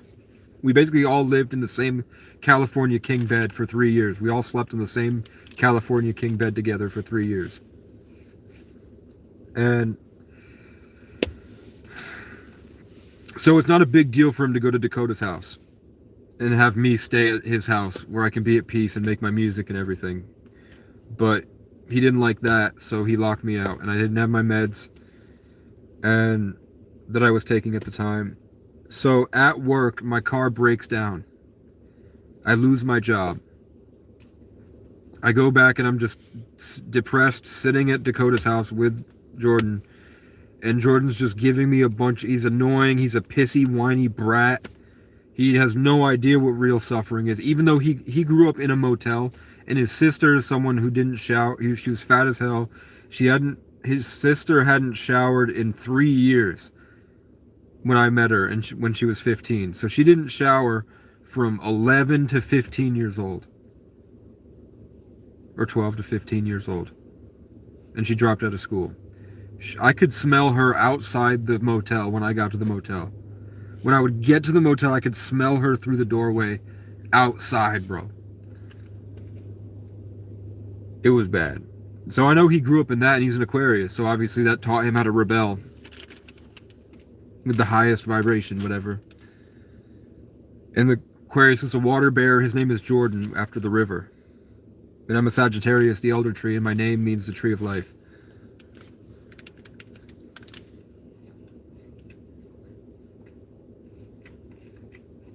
But Jordan's a narcissist. And even though that his life probably sucked, sleeping on the floor of a motel with a smelly sister, and his mom and dad are fighting, he didn't have to kill his dad when he was 14.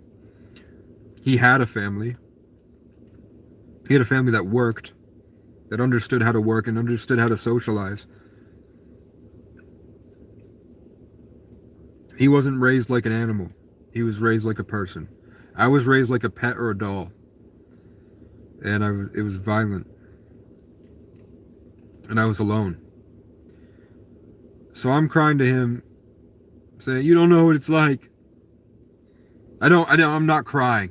Actually, he's saying some dumb shit to me. I'm just letting him do it, whatever. And then eventually I snap because he just doesn't. That's a real entitled piece of shit. Narcissist. So I throw Dakota's controller, and I told you I have retard strength. So I smashed his TV on accident. His computer monitor. I get up, and with my retard strength, Jordan is like 210 pounds, and he's like 6'2", I think. I just push him, and he flies over on the ground. And then I walk out, and I go, "You don't know what it's like." And then I break again, and I just push him down again, and I beat him. And then I go downstairs, I get to the bottom of the stairs, I get mad again, and I get up and I beat him again. And then I left, and then I went to Walmart, and I cried. And then I bought Dakota a new monitor. And it wasn't the one that he wanted, because he needs a bank with a specific frame rate for his gaming PC. So I was like, fuck it. I don't remember if I gave him that and told him to return it, or if I returned it and gave him the money, or what. I don't even know. I don't remember what happened. Because an hour later, there was an a cappella concert, and my ex was going to be there. The one that rode horses and sang beautifully. So I went there, and as I'm sitting there, for some reason, somebody walked up and gave me an entire bag of food. I don't know how she knew I was there, if she saw me and went to go get food, or what, but she was really nice to me in high school, and she was really nice to me out of it. She was there at my brother's funeral this year, and she gave me a bunch of food, and my ex's parents were sitting behind me. So they knew what I did to her. I cheated on her a lot, but they saw at least them give me all the food. So, but as we're leaving and it ends, I try to talk to her and pull her aside right before she leaves, and she comes with me, and she's there with another guy, and she's basically like, "Yeah, obviously it's over, duh." You know. And I was like, "Do you love him?" Which is like a stupid thing to ask an 18-year-old. You know, I think I was fishing for her to come back. And she just walked away like an emotionally responsible person raised by a Marine, even though he was a piece of shit that beat her mom. He still, you know, I saw the way he raised her, and he raised her really well. I think he probably kept her. I think that white people are the devil, and I think that that was really hard on her, who has brown skin, even though not brown as but like tanner than both of her parents. So obviously she's mixed, and her mom cheated, and that's why her mom slept in a separate room. And he built the house specifically so the mom would be below him, and he was on the top floor, alone in his own little apartment. Um, with a walk-in shower, and it's beautiful up there. And then the rest of the house is kind of it's an amazing house, really well built. It's nice, 4 bedrooms and a basement apartment for the older brother and everything. It was nice. I don't know what he did in the military, but he made a lot of money with it. And his mom was and the wife was a banker. But I freaked after she left, and I lost my friends, my job, my girlfriend, my hopes and dreams, everything. Because I'd be out of a car and I'd be homeless. I freaked out, chucked my phone, ran out the side door, got in the car and sped off, went down the road. Angel in my head, or just a being of light, says turn around. I turn around. They don't want me to go back to the thing. They just didn't want me to speed downtown where I could be pulled. I don't know. But they just said turn around. Something told me to turn around, so I turned around. I'm about to go back to the high school. I'm going 90 in a 30. I see the telephone pole, and I just send it straight. And I slam, and the airbag doesn't go off. And I remember being taken out of my body, and the picture, you know, slid to the next picture, and I was in a different reality. And then they just plugged me back in a world where I didn't die. And then I got up and I was crying. And my delivery money was everywhere, hundreds, $300 all over the ground. And I went in the hospital, then I went in the retreat for another month. And then when I got out, I mean, there I had sleep paralysis all the time, where I'd try to astral project, and then at night, this dark shadow force would absorb all of my life force and my energy and would destroy me. And I couldn't speak and I couldn't think when I'd wake up. And then eventually I got out, and my dad and Skip were there. And Chloe called me and asked how. Just said hi, you know, and she said, "Well, I was talking to Jaden, which is the guy that she left me for, basically, and I was taking a bath, and I was talking to him about how much, you know, what happened to you, and you know, do you want to come over? We're just hanging out." But she said, "Do you want to hang out?" I'm with it.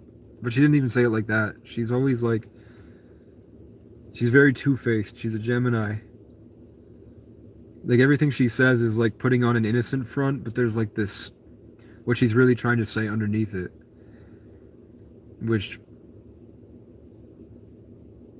needs to be said for what happens after. But basically, I went there, and one of our first dates, like 4 or 5 months before that, I took her to my hometown, to my other high school, because I was in 4 different high schools, and we saw a dead raccoon on the side of the road, and I was gonna take it into the woods, or actually, I think its hand was moving, so I was gonna run it over, and she was like, "No," because I was like, "We have to put it out of its misery," and she's like, "No." So we picked it up and held it between us, and then the thing came back to life, and then it just got up and walked away, swam across a little stream, and then it sat on the other end of the stream and just sat there staring at us, like full eye contact with both of us, and then it walked into the woods. And we named him Jerome. And then months later after the accident, when I'm at her house, she has this little pillow soft pillow that's a raccoon head, and both of us fell asleep with our heads touching like a heart around this raccoon pillow while her friend slept on the baby crib mattress there. But then when she woke up and she realized Casey's half a vegetable and he's a year older than me and I'm still in high school and all these guys love me. I have thousands of followers of everyone in this tri-state area that are throwing themselves at me every day. Every class I enter, every room I enter, everywhere I go, they are throwing themselves at my feet. And there's tons of them. Who knows how many guys were way better looking and way better than me. So I think she got immediately angry at the thought of me being a stay-at-home boyfriend that's a half vegetable. So she walked on Valentine's Day. She left me at her sister's house and she walked away. Then a week later, she cheated on me. She played Disconnect by Black. 6LACK. We've got a disconnect. While she's getting ready. Dressing better than she's ever dressed for me. And then she went to go get fucked by some stoner. That his dad's a boxer. And he's 6 foot tall. And his last name is Russ. And his first name starts with a J. But his first name means a small crow.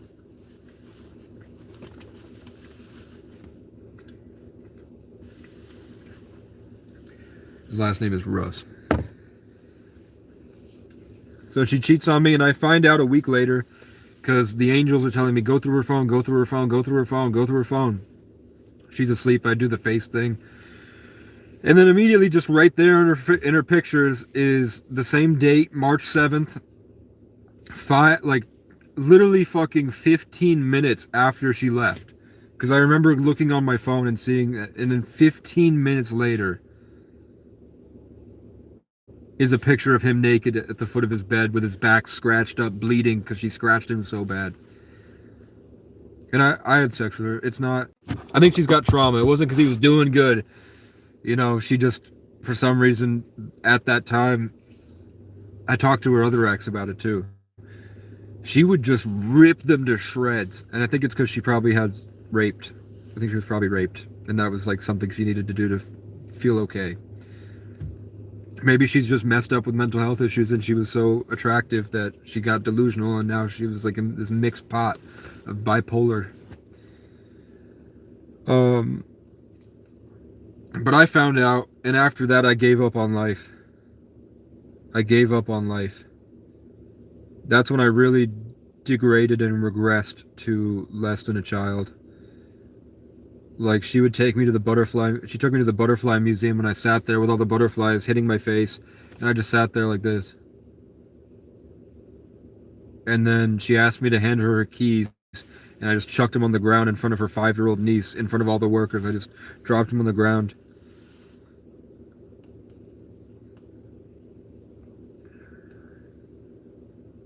One time she took my phone and locked herself in her room on Easter. And I kicked her door down while her 5-year-old niece watched. And then she told her family, and her family started to hate me after that. She would take me to see her family, and I hated all of them, so I was an animal, basically, so these are the wealthiest people I've been around in years. Like, multiple property type families, like they have a beach house. And they live in Phoenix, they live in, like, New Mexico. And I'm sitting there, like, eating like a gorilla while they're, like, practicing proper etiquette. And to, like, make me feel better about her cheating on me, she took me to Mississippi to get a dog, and she brought me to the Il Molino. And I loved that dog, Honey, the Catahoula mix. But when we went to the Il Molino, because she's rich, I said, watch this. And I was like, hey, can I tell you something?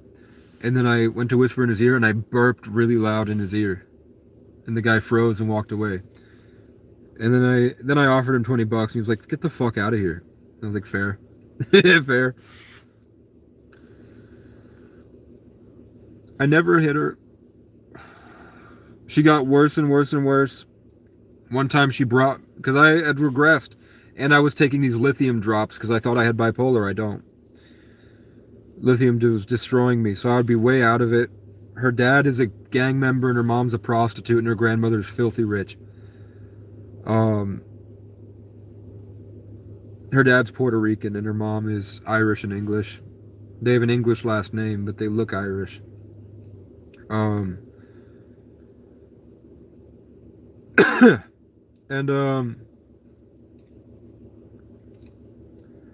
one time I went down there and I worked with her dad because he didn't have a real job, like a legal job. He was living with a schizophrenic woman in Section 8. And he worked all day going to places that they had demolished and the bricks need to be broken down. So he picks up a brick, takes a hammer, breaks the brick into pieces, and then tosses it, picks up another brick. And he was bragging about how he was doing way better than me, but he didn't understand I was taking like the heaviest medication you could possibly take. So he was like, he hated me so much, he thought I was a loser. And he punched me in the face once, and then she pushed him into the room, and I think he hit her. But they never had a relationship. They didn't know each other until then. I was with her when she met her father for the first time. And they're like packed like sardines in little Puerto Rico, down in Springfield. And I guess he's a Latin king. He's like a big gang member. So back then I was a bitch. So I messaged him and said, "You just hit your daughter. You're going to jail." And I called and said, "Hey, this guy's a gang member. He's really high up in the Latin Kings. This is his name. This is where he lives." And I feel ashamed of that. I feel like a bitch. But I was on medication. I was on a lot of different meds, and they weren't working for me. But in Vermont, they just throw you on tons of meds as a kid. Back then, they would just pump you full of whatever and see how you do. So, of course, I was going to be struggling. But after that, something just stopped. Like I just degraded to nothing. I could barely speak.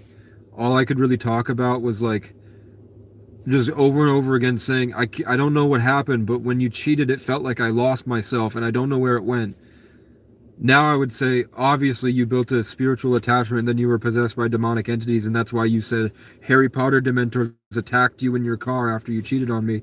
And what you did was take all the love that I had for you because I was trying to build a relationship and connection, and you did a sexual ritual with somebody else that siphoned my life force and sacrificed me. So I'm sad trying to figure out how to get it back. I need to understand Higgs boson and being in nature, getting away from toxic relationships, freeing myself from responsibility, and get back into the Higgs boson and creation, and then I have to recreate myself, and then the energy will come back to me when you all get what you deserve, you selfish pieces of shit. But back then I didn't know any better, so I was just like, I don't know what happened. I thought my masculinity was challenged and I was no longer a man. And that's what it was, that I had to earn it back somehow. By like getting buff again, getting better women, getting more achievements in my life. But I hated her. I loved her so much, and I wanted her for 5 years before that. And I finally got her after I tried to kill myself. And then she did that to me, which is karma for what I did to the girl before. But either way, it was terrible. And I know she brought me to this guy Vinny's house, and Vinny's like 5'5", but she would go to his house all the time. And she told me they didn't have sex because she didn't like sex because she had been raped. But she would go hang out with all these guys. I don't know how much I believe her. I think she's full of shit. But I saw her get dressed up the same way she did before. She brought me in the passenger seat to Vinny's house. And Vinny was like, I think 15 though. I don't know how they met, but he was 3 years younger than her. And I was a year older than her. And she left me in the passenger seat there. And she went in for an hour. And she pulled the hair bun out of her hair and fixed her hair on the way into the building. And she, same way, dressed way better than I'd ever seen her dressed. And then she just came out, got in the car, and didn't say anything, and we left. And she did that a lot, four or five or six times. And I just regressed. And that's when I started getting sleep paralysis. Where every night I'd have nightmares all night. I would wake up in sleep paralysis and I couldn't move and I was freezing. In like 90-degree weather, I would be freezing, shaking, cold to the touch. And she would cry and be like, "I don't know how to help you." And I had to like 500% of my effort to crawl over like I did when I was 14, crawl back into my body, fight off the energetic attack, and hug her and just say, "Have a good day at work, please." And then I would walk. Eventually, I would crawl to the bathroom, force myself to do push-ups, sit in the studio for 8 hours a day, study spirituality and quantum physics and TBIs and music and life, and trying to figure out what's wrong with me and how to fix it. And then I walk 10 miles on the track. Then I would take energy drinks and I'd stay up for days fighting to make, because when I went to sleep I would regress. So I would stay up to hold on to my knowledge. And now I understand it was the environment I was in and the people that I was around. I needed to leave that space. That's what was hurting me the most. Was my friends that were not friends. They were shitty, horrible people that would take advantage of me.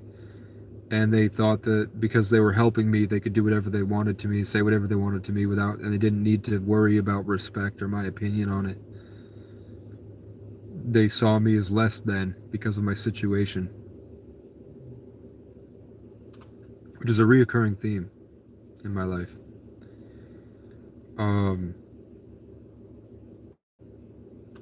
Then I took Greyhounds across the country when I got pandemic unemployment.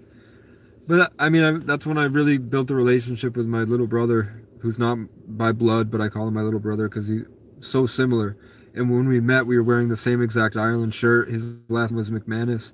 Mine's O'Brien. Magnus was Brian's grandson. So, and we're both Sagittarius. And we saw music and life the same way, but we had different ways of doing it. He was really competitive and he was proud to be an energy vampire. And that at least taught me things and made me competitive, which ultimately helped my art.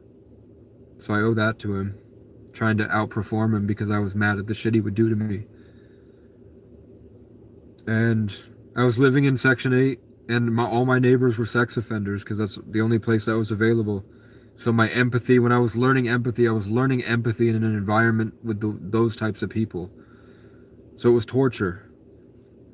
And then, but I got buff again, started playing a lot of chess, started doing MMA. Went down to West Virginia and met Demon Hunter, who had showed up here, and that family.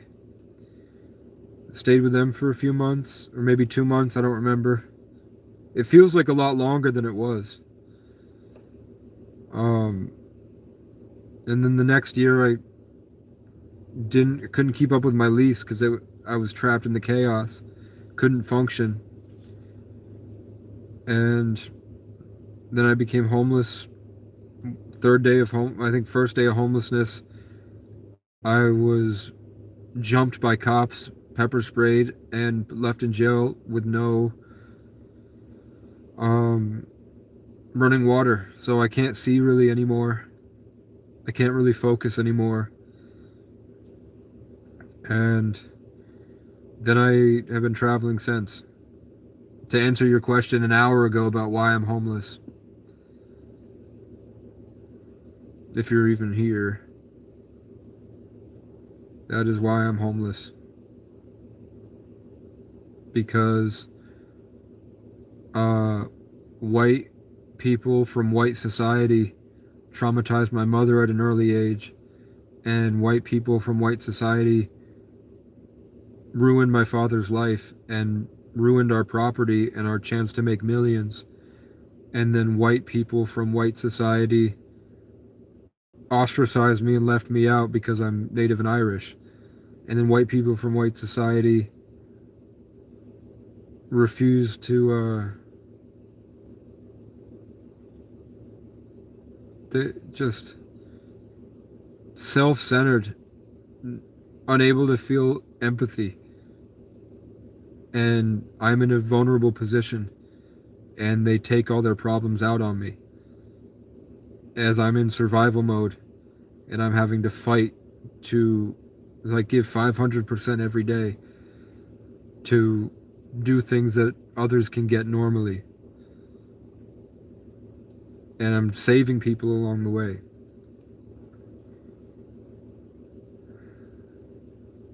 And the whole point, it's been 12 years of me just trying to make songs with people. From 14 to now, all I've been trying to do was make music with people. And they torture me. Even the people that got me this car, that was torture. I'm subjected to torture daily for 12 years where I haven't had a day off.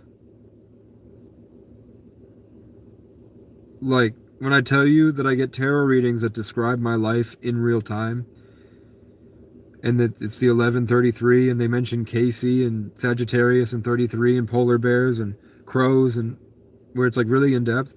A lot of these, I have a playlist of all the tarot videos where the symbolism is present, and it is reflecting the life, the narrative that I'm living inside at the time, as if they are literally being showed my story when they channel the universe every morning or evening, and the energy comes to them through the universe. And a lot of them break down crying. Like, it was feeling so alone last year, alone in the woods, having a horrible time. It felt really nice to have some random stranger on the internet say, okay, I'm hearing the name Casey, and I'm seeing a polar bear, and here's Temperance, which is Sagittarius, and they pause, and then they fucking start crying. And they go, you don't even know how much you've been through. And your grandma is just saying that you're strong. And to keep going, and that they love you so much. I'm so sorry. I could be an actor, right? You know what I'm saying? But that is true. That's true. And I have a lot of those videos. Which is true, I've been so desensitized to it for 2 decades of my life, I don't really know what I've been through. I've tuned it out. Like, at night I'll think about what happened that day, and I'll realize, like, yeah, Mickey the other day, the guy that yelled at me and freaked out like that on the live stream the other day, where I was coming from was thinking that there's something horrifically wrong with me. And then later I'm like, no, there's something horrifically wrong with them. Those guys are messed up. My problem is literally that I don't have problems. And I'm in a world full of problems. So we're not meshing well. And I don't have the funds to separate, to influence. So I'm underground fighting them in a war zone. Especially as an empath. Growing up in isolation with the empathy and the acid, I experience it so much. In PTSD, I experience everything so much worse. So the things that happen hit way harder for me. Like, I'm seeing it for what it really is. I'm feeling all the energies of the entire town as it's happening. So of course I'm gonna have problems, you know? It's just funny that white people always try to label it something that helps them feel better. Because they're inbred retards that can't see the bigger picture.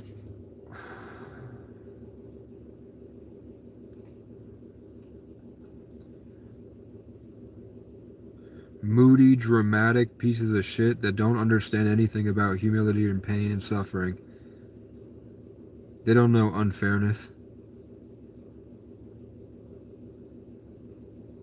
They settled into into society, saying that's just the way it is, and they didn't innovate.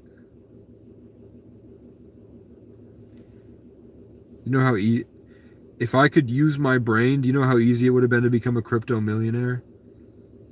But God took away my ability and forced me into this. So, I mean, I'm grateful for the perspective. I'm grateful for the skills. I'm grateful for the things that I've experienced. But nobody should have gone through what I went through. And I don't understand how people don't see that and respect me for it. They look down on me for it. They don't come to me for advice. They don't ask my opinion on things. They don't see me as valuable. They see me as lazy.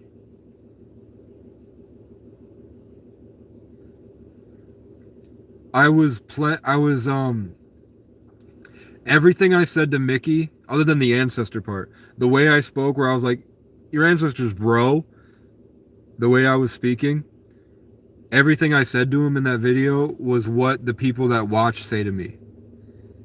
I was just repeating all the comments that they say. The people like that guy that comment the bullshit. I was telling him the bullshit that they tell me. And I do think that guy's entitled.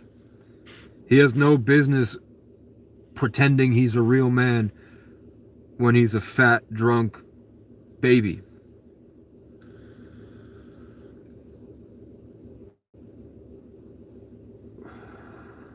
How long have you been listening, Millionaire Explorer?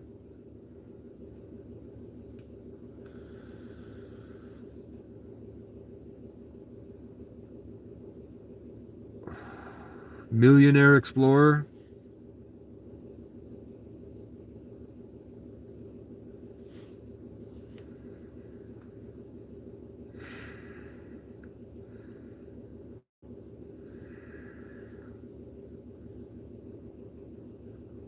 How much of my content have you seen?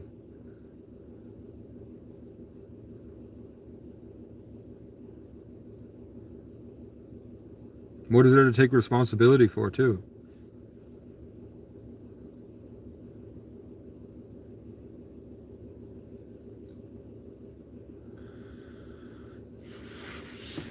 That's the point. I was planting seeds. I'm the test. It's like King's Cross Station where Harry Potter meets Dumbledore after he dies. And you have to go to King's Cross Station and platform 9 3/4, which is Sagittarius, to get into Hogwarts. I'm pretty sure Dumbledore's a Sagittarius. I think that Hagrid is a Sagittarius too. Harry's a Leo, born on July 31st, the same as my cousin Jesse, which is a 4. Ron is a Pisces, Jupiter, the leaf. That's why he wears orange and has orange hair. Hermione's a Virgo, which is why Virgos are like a Sagittarius, but without the adventure and freedom and jokes. So they're more like the teacher, kind of nitpicky. That's why J.K. Rowling is a Freemason, and she made the School of Magic to literally teach you magic. Voldemort is a Capricorn, and the reason that it's so unlucky, because Voldemort wanted to be the chosen one so bad. He wanted to be the 33 so bad, but he's one day off. He was born one day before becoming a 33 life path. He wound up as a 7.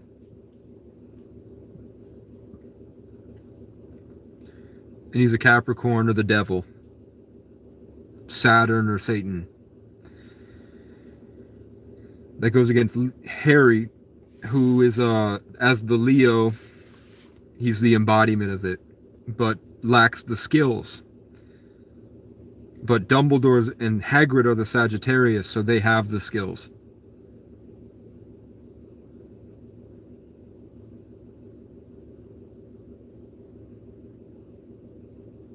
I'm just asking how long you've been watching my videos.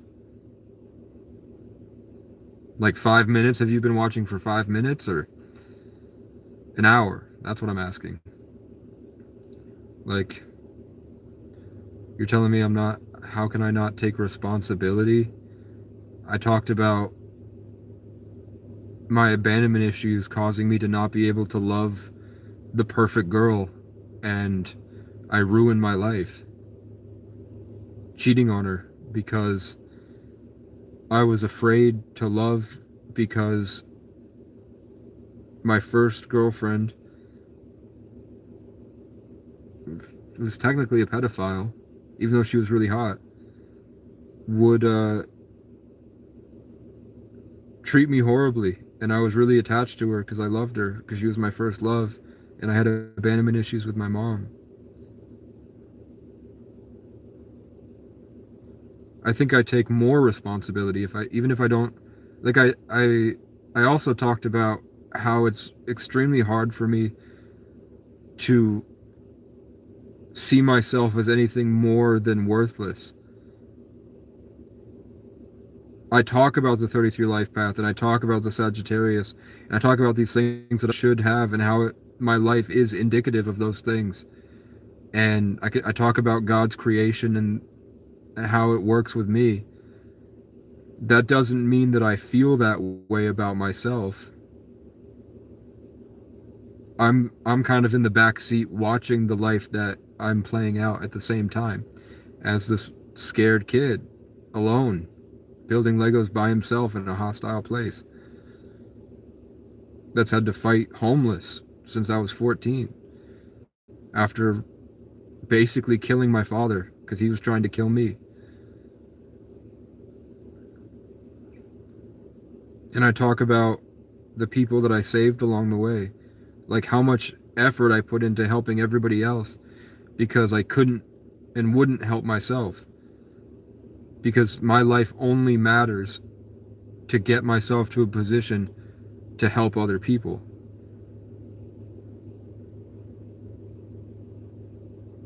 It's really cool to live here, and I'm really grateful for the view, but all I'm thinking about is how the fuck am I going to build these public showers so that the homeless people can shower there? How am I supposed to get land so that I can put them on that land and figure out a new way to stop the homeless crisis and change this state? How am I going to build these horse trails so that the horses that I see that are in these tiny boxes on these tiny properties that look extremely depressed, how am I going to get those horses out into a field so they can all run together? How am I supposed to build this management system where we have a giant piece of 1,000 acres and every horse has their how am I supposed to have the horse have a good enough relationship with the owner and trained well enough so the horse is able to go to the farm or the field and run around with all the horses together? And then when the time comes, how do I get the horses back to, and happy to get back to, wanting to get back to the driveway so that all the horses can go back to their families and go back home? And how am I supposed to get a church van and build a homeless program so that these homeless people can get to the shower and then get to the road crew, and instead of flying a sign panhandling, they can fly a flag? And how do I get them all on omega-3 supplements, multivitamins? How do I teach them how to connect to the sunlight and escape this society by connecting to the forest, honor nature, build a connection that can dismantle this enemy that I show you attacks me violently? I have videos of me connecting to God, and then I'm violently attacked within 30 seconds. So I've been at war, and my people have died. I've lost people. And it's my fault, because I wasn't a good enough leader. I didn't make enough money. I couldn't get a car in time.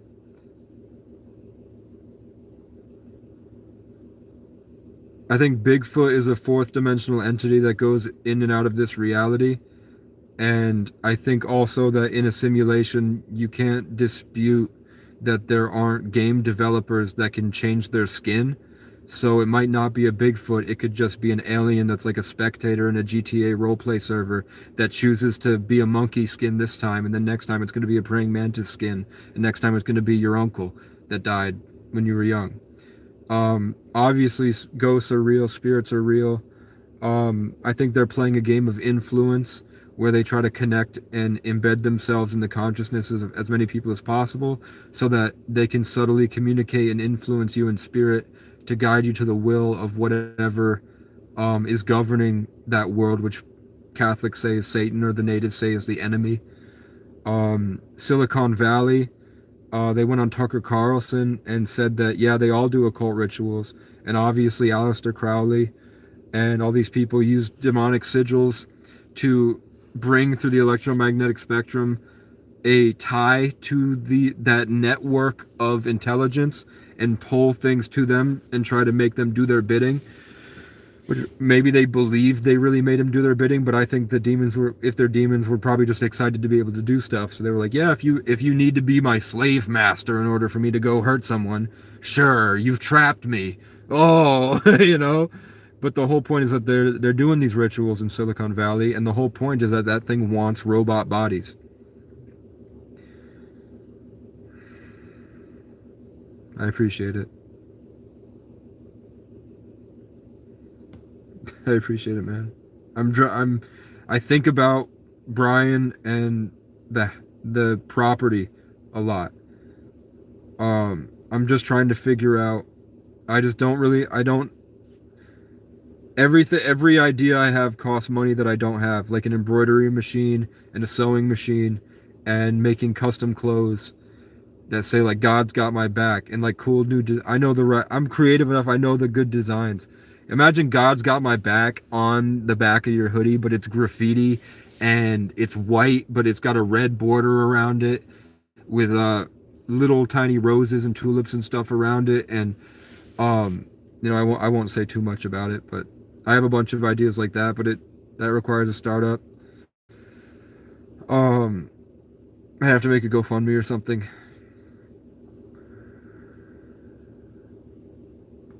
Obviously, Martin Luther King wins.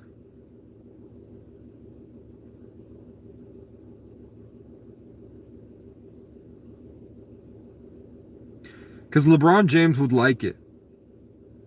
But Martin Luther King would be militant about it. If Martin Luther King is throwing it back, you know he's serious. LeBron is just having a good time. Martin Luther King is throwing it back like the state of the world depends on it. So I feel like he's going to do a better job. Crop circles? It's the same thing with demonic sigils and invoking things through geometric patterns. The crop circles are showing you a spiritual technology in the mind because all is mind. So you imagine the crop circle image in your mind, and that is like a key that changes the frequency of your brain state, which allows for you to dissolve this programming and this connection to the Sarlacc pit or the mind flayer or the AI antichrist, so that you are able to hold that space for them, whether they want to possess you or what. It's a gateway to your mind because the eyes are the windows to the soul. So what you consume consumes you. So when you look at these crop circles, it's putting an image in your brain that you'll never be able to forget, which is like a gateway, because the society has dumbed you down to not be able to focus or use your mind or anything at all in spirit because they've denied its existence. And programmed you, keeping holes in your heart are secrets that they hoard.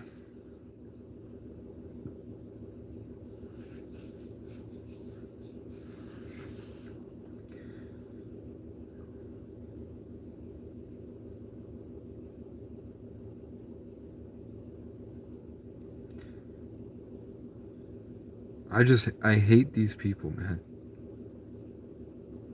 I hate their pride. I hate the stupid ego games they play.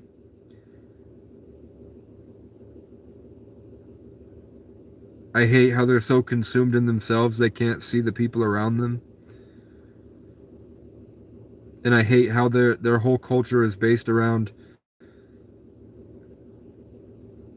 influencing everyone else. Going into this society here, there's some cool people, like the most valuable people I've ever met are people that work at gas stations and dollar stores. Everyone else is a bunch of bullshit.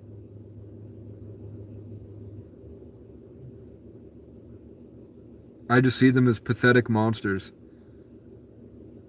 possessing children that have checked out long ago and are probably not even in their body anymore.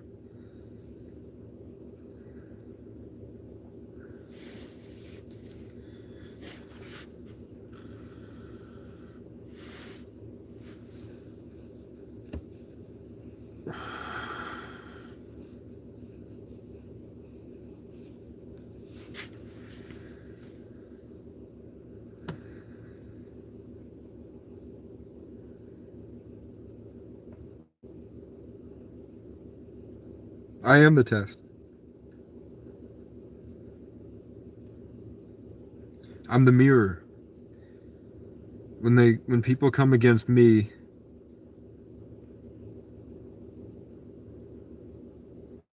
what I think is it Area 51? I don't really think anything is in Area 51.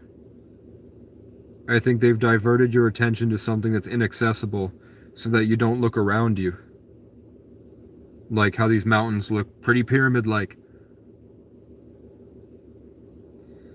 You think that they're hiding in a cave somewhere over there because they're really in the clouds. And they just have a giant... How easy would it be to make a giant LED screen with a camera run by an AI? Because if we have access to AI that can make lifelike images like that within seconds, they've had that for years, and they're like decades beyond what we're doing. They're cloaking themselves, and they're flying above us. There are parts on the map that we don't know exist. There's probably a whole continent out there that we haven't found yet, that pilots just aren't allowed to fly to.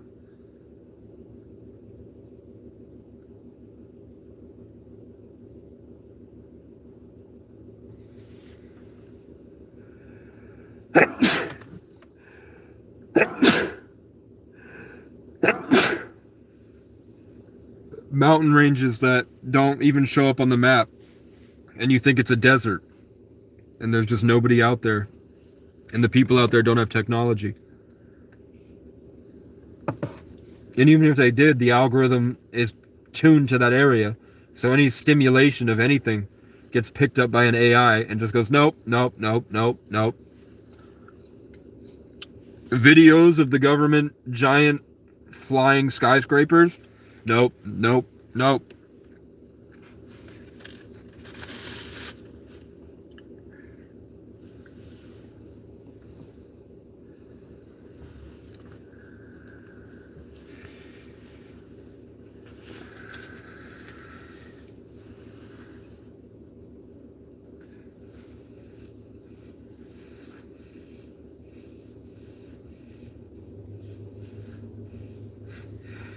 I think an ancient cult has farmed us like cattle and is steering the direction of our evolution with higher and lower dimensional beings.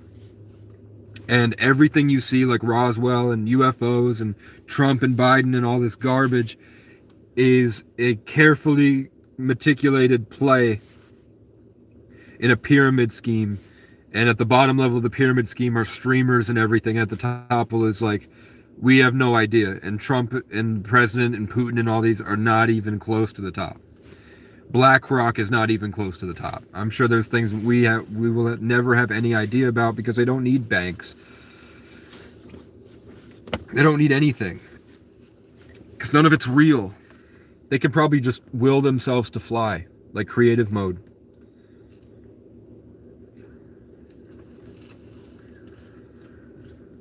And we're just an experiment.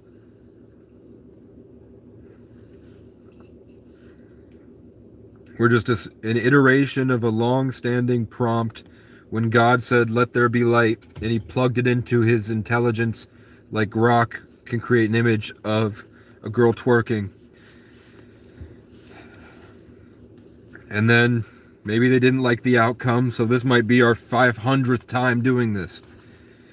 And we're just along for the ride with a little bit of what we learned from last time in the collective consciousness. And God's just plugging and playing, big bang to singularity, prompt to execution, over and over and over again until they get the outcome that they like.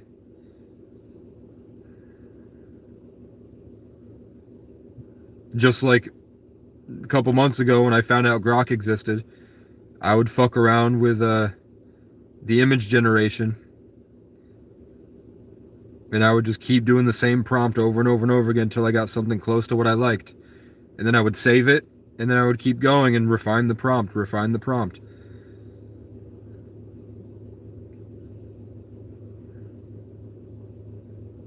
This is just a higher level of that.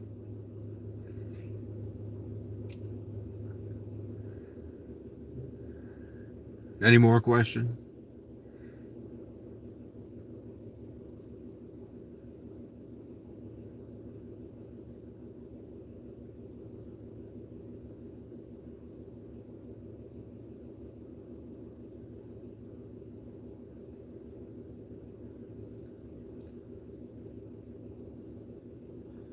I think they had fur and feathers, and those things just don't get preserved. I think that they're in Antarctica, frozen. I think that there are places in the Middle East that have evidence of those things that are under lock and key and are being fought over. I think that the dinosaurs evolved spiritually, and those are what we call the draconians now. I think that they're able, the same way that like cows can astral project, crows can astral project. I think that dragons or T-Rexes, because those little arms were actually wings.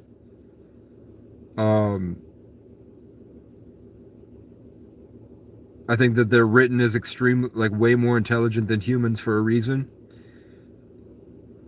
I think that the dinosaurs probably evolved to a point where maybe they nuked each other. But the highest level of technology isn't nukes. It would be planetary war, where they send 3-Eye Atlas at us and hit us with a meteorite to destroy all of us. I've never seen a dinosaur skeleton. We don't have access to take bone samples from those dinosaur skeletons. They could be made of plaster, and we'd have no idea because they don't let us near them. So they might not even be real.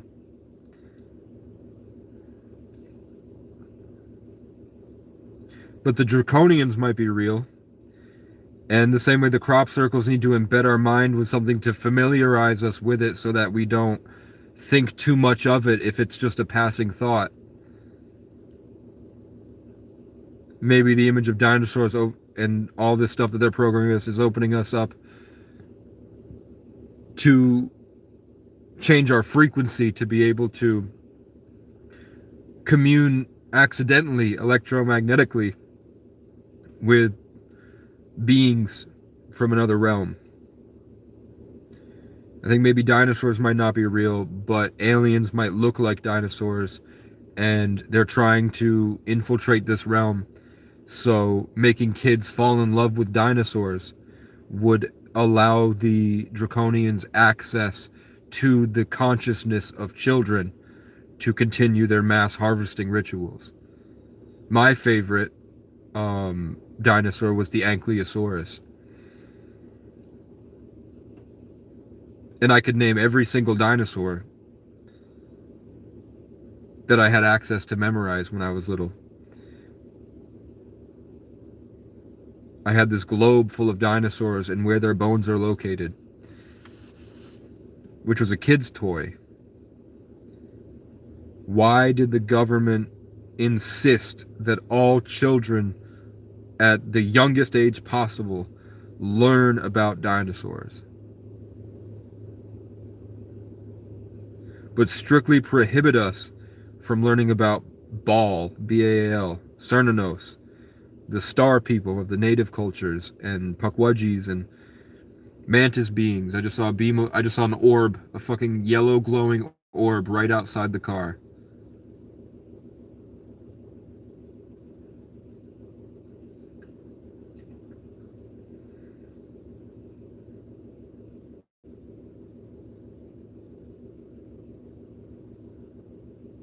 Why did they not tell us about that? But they made us think about dinosaurs. And then we find out as adults that those people worship reptiles. Or the Naga. Nigga? Hey, someone told me I'm a green nigga yesterday.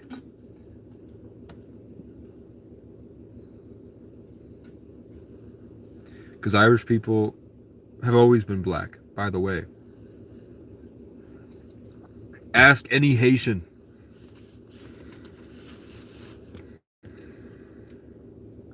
And Jamaican. It is even more deep, bro. It is even more deep. You feel me? So I just don't understand. I don't know what's on the other side of this box. I know we're in a box. We're in like a warehouse. And we're hallucinating this holographic simulation. Sometimes I feel like on the other side is just pure light. But sometimes I feel like it's nothing out there. But I always feel like a giant. And that I'm way too big for this space. Everywhere I go, I always feel like I'm this giant. And I'm looking into a tiny little lens in through my eyes. And everything seems so small. I'm here, I just heard, so something connected to my kudu in the back of my head, my avatar little stuff came like this. And it said, "You are a celestial." And it showed me the, whatever that thing is in Marvel that's in the ocean. I never watched Eternals, but they told me I'm a celestial. But yeah, kids would do mushrooms, and when I was little, and they would tell me that they felt like there was this giant looming over the mountain, and they were terrified and freaking out.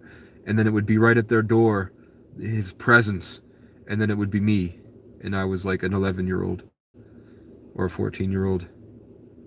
Or an 18-year-old. It happened again. Casey Morris. I'm alright.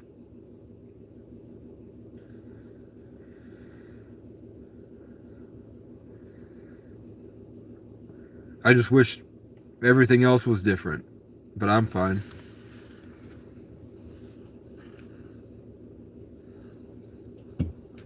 It's 11:11 on my car clock. I don't know where I'm going to sleep tonight. Let's go for a drive. Let's turn my heat up too. And let's do this. Let's turn my heat up too. The moon is right above my head, man. And I can't remember who I was. I don't remember who I am. I basically have dementia at this point. And this shit is frozen over, so I need to hit the defrost real quick. Defrost my windshield. AC's on, this is on, let's do that. And my feet, 'cause my feet are cold. And, you know, I don't know if the college is going to bother me or what. Phase Yum. Talking with you last week, things changed for the good. A car, awesome. I think I was talking to you yesterday, bro. I got the car yesterday.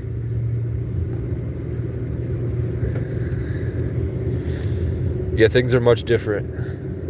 But I drove 250 miles today because the car had a full tank of gas. I ran the gas down looking for a better place to be, and I couldn't find anywhere. Went looking for a public shower. I couldn't find a public shower. I went looking for fishing access points where I could sleep at night, and then there's none.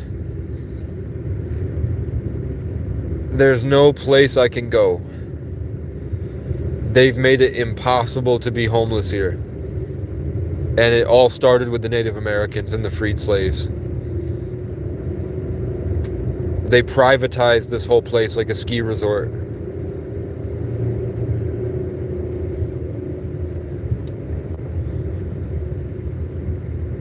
And there's just nowhere. There's just nowhere to go.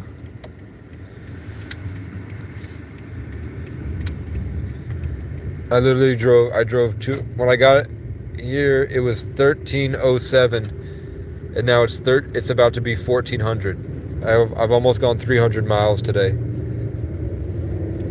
Looking for anything that would be better than this. And I found a lot of really cool spots. But none of those really cool spots have like just a pull-off access area.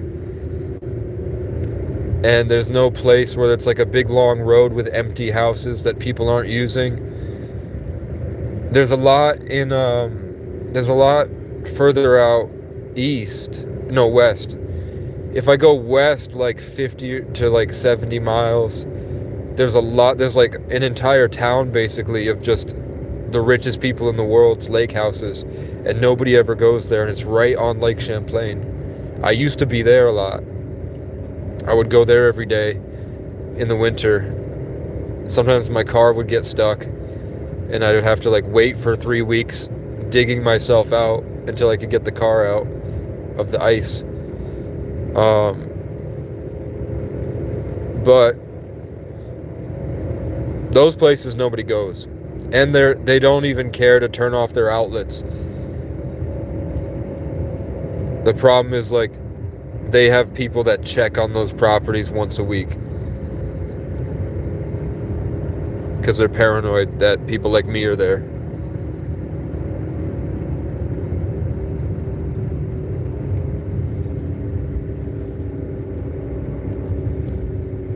I'm kind of hungry. A little bit, man.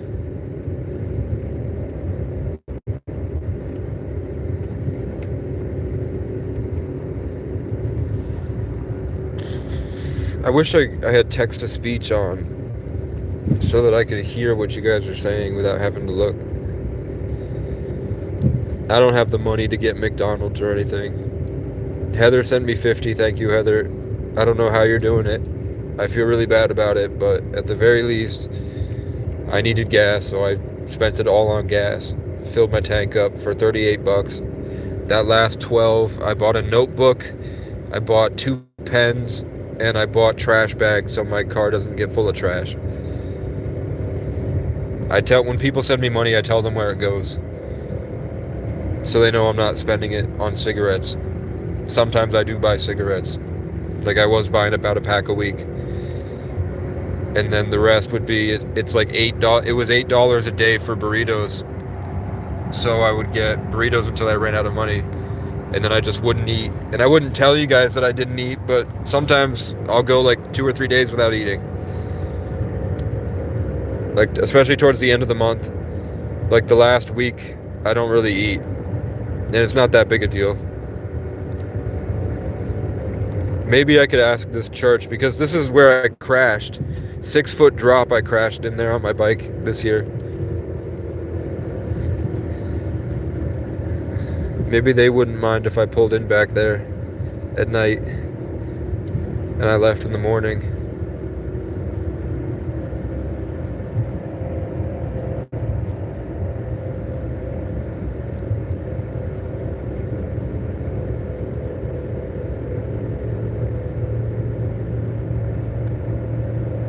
I'm gonna try one more night in the spot that I was at last time.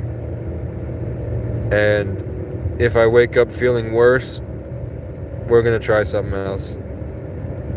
But at the very least, I have some work because there's a shit ton of ice.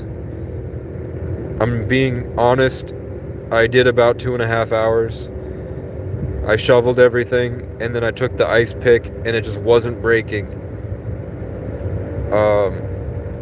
But I mean, tomorrow when the sun is out, I'll be able to see what I'm doing. I will not be as tired, hopefully.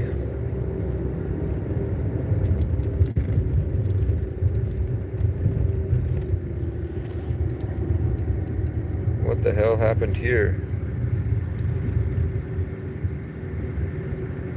State police and stuff?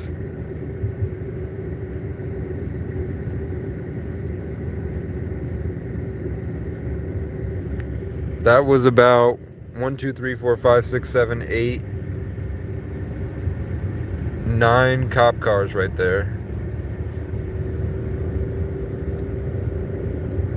There was, I mean, somebody, when I was going up the road, somebody did spray paint a bunch of stuff on that guy's, they spray painted the word evil in blue on his logo, on his sign for his business. I think he does car detailing. I think the chief of police was there too. That was weird.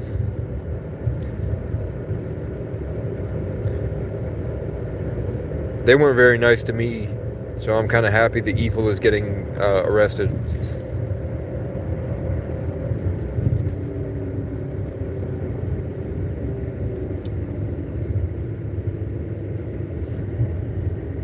I'm going 25.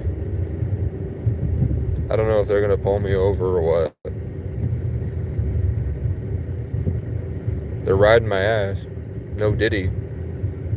I think everybody's trying to get away from the cops.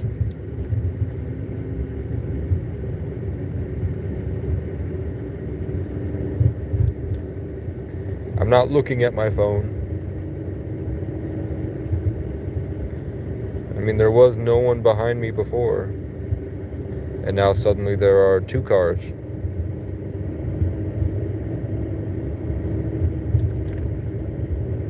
Leave me alone, please. I'm going to bed. Because I have work tomorrow. I'm gonna drive 20, man. You saw 7 cops, man. You should be driving 22. I'm not dealing with their bullshit. They're fucking nut jobs. The police here are psychos. State police. Haven't really had a problem with the police here. I showed him my car. He told me to have fun. We're gonna do a hill stop at the stop sign.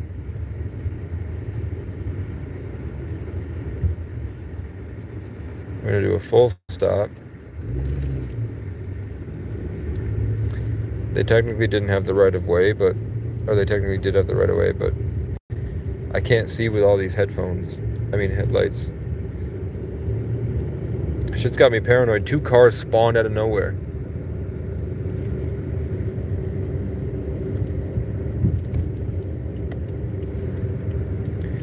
We're gonna go to Cumbies and we're gonna heat up my burrito. Oh, look, the cars are suddenly gone. As soon as I hit the my blinker to go here, those cars just disappeared. Were they cops? Nope, they're not coming this way. They just stopped at the stoplight, and they're not coming.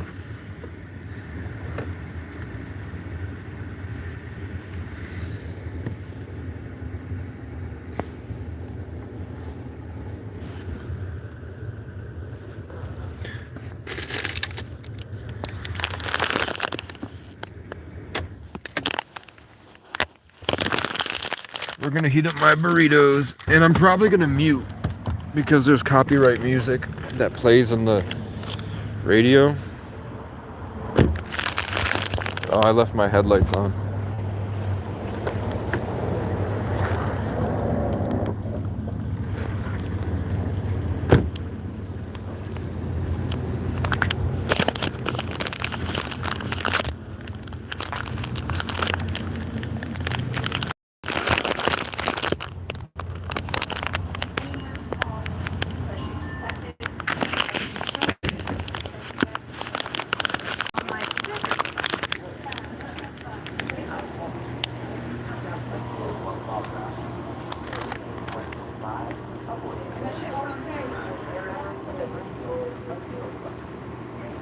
Do you guys know anything about what's going on up the road with the cops?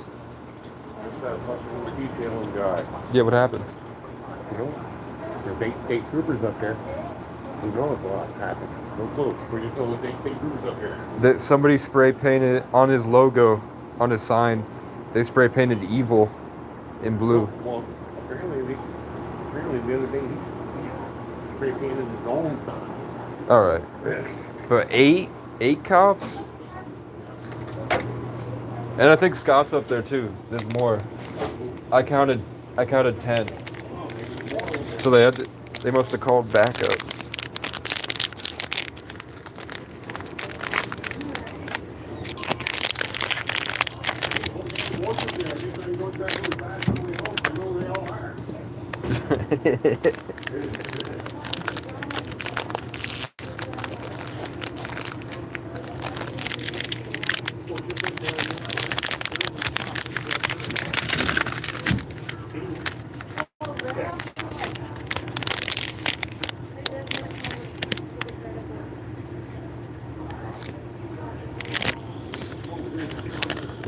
Okay, 55 seconds per side.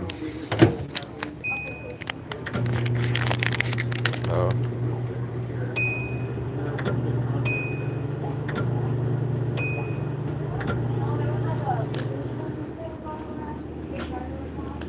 Let's get these.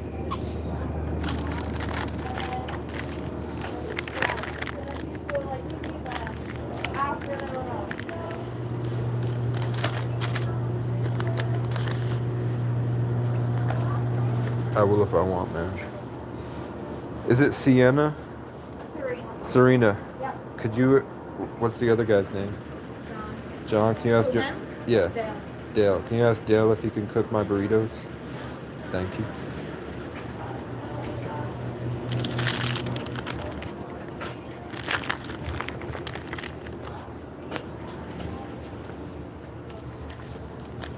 What about the microwave?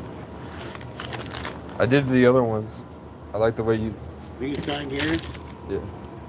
Draw it to gear for it. All right.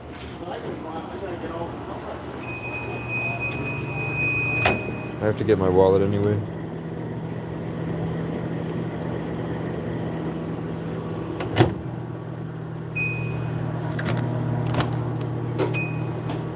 All right. Let me get my wallet from my car.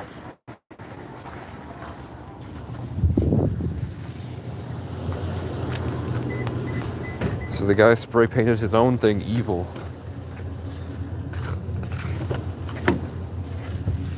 Where the fuck are you, wallet?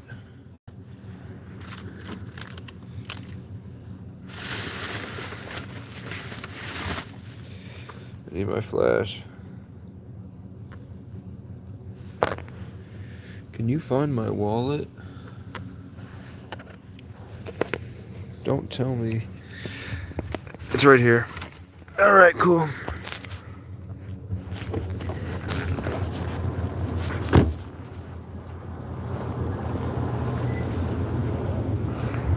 I don't care if I look psycho. You're all psycho. How long has that been going on?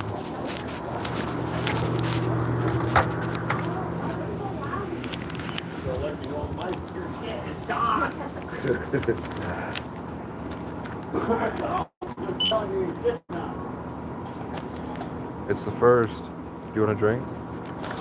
Do you You want a drink? Sweet. Dale, you want a drink? Well, thank you. All right. Good. It's the first. Did you get other burritos? Those, he's cooking these two. Those are from Hannaford's. Oh. They're just a lot smaller than I thought. Yeah. 763. No, I'm good. Thank you. I'll take these. And then I'll put the burritos in them.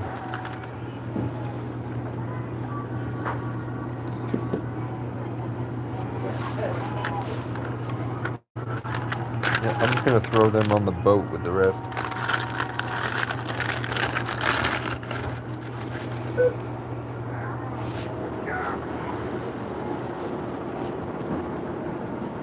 I'm fucking cold.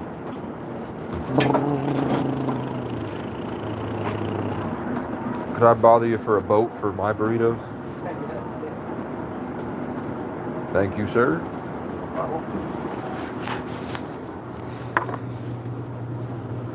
Boat.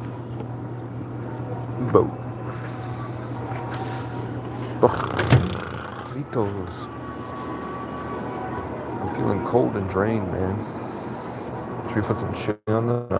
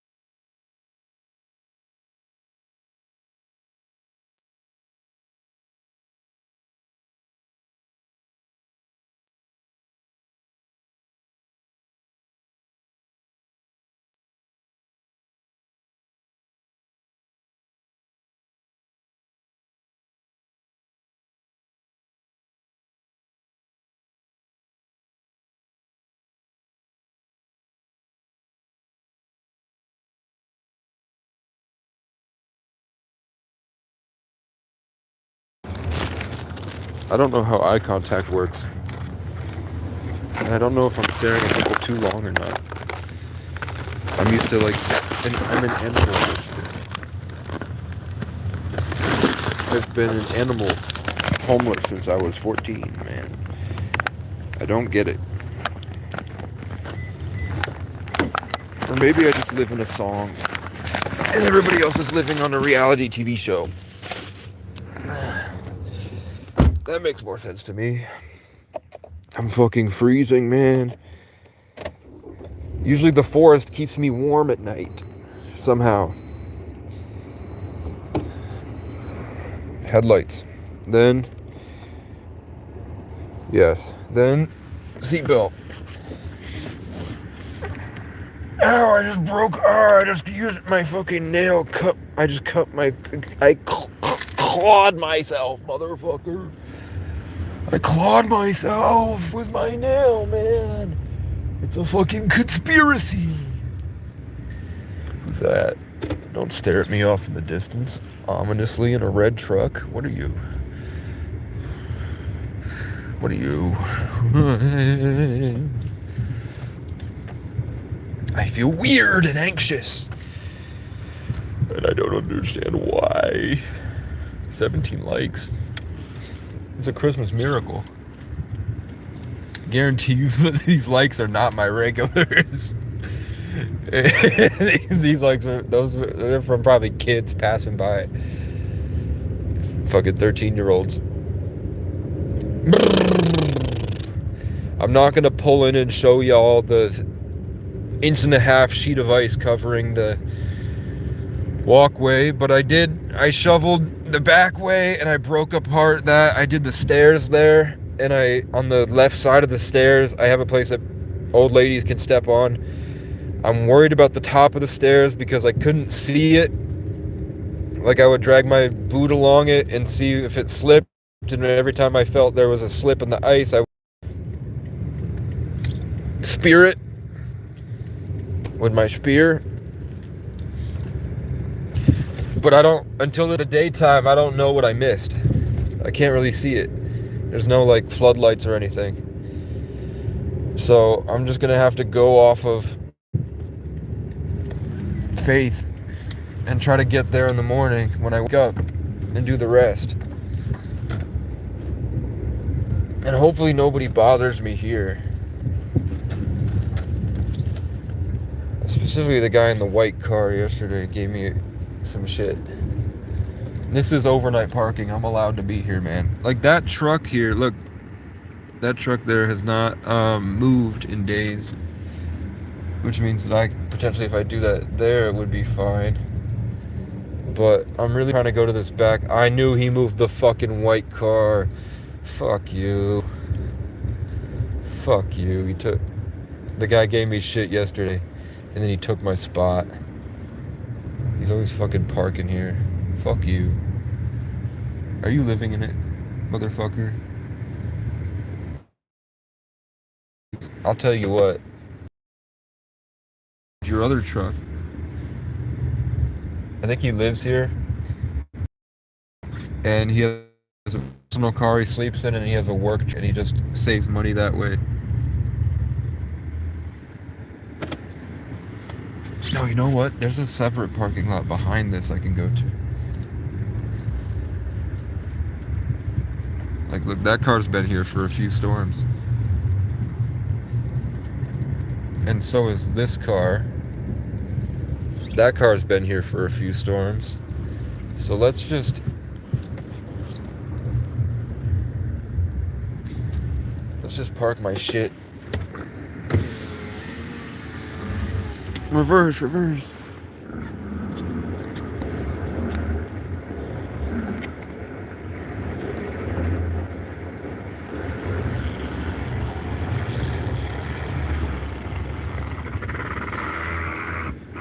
Sounds like Taco Bell.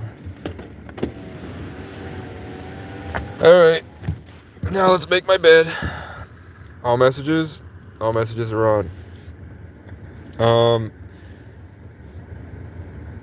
God, my feet must smell horrible, bro. But I'm gonna take my boots off. And I'm gonna leave my boots up front here. Ow!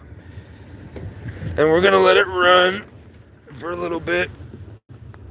Let's just move my burritos up front. And my mighty mango. I got 30 Chipotle chicken burritos because I lost. When I was 23, I had a 6-pack because I would ride my bike every day, everywhere across Burlington, and I would only eat 2 of these burritos a day, and I felt great. They're very good for you. So I went. It's really rare to get to Hannaford, so now that I have a car, I treated myself to these nice burritos. Backpack can stay there. Let's just make sure I have my charging. Okay, that's there. The heater can go down here. I told you guys this year would be the year of the mountain lion, and it would be red and yellow, like a dark red, brown, and yellow. And check out this blanket that I got yesterday, or 2 days ago. Which is that's what the place was mad about. They said it was because I was carrying a mirror, but I think it's because I had a flag that was draped across my back of the mountain lion. It's my colors, man.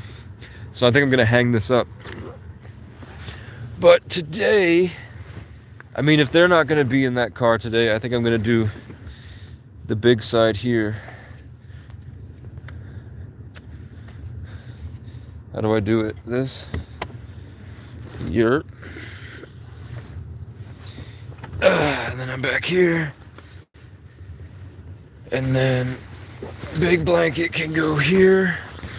I gotta turn my headlights off. This can go here. Eventually, I'm gonna have to go ask for a police escort or something to get the rest of my stuff.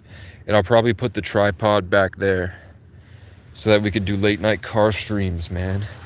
How would y'all like to be late night car streams with Casey? Car streams with Casey? That's pretty dope. This is my new bed, everybody. I could also put you there.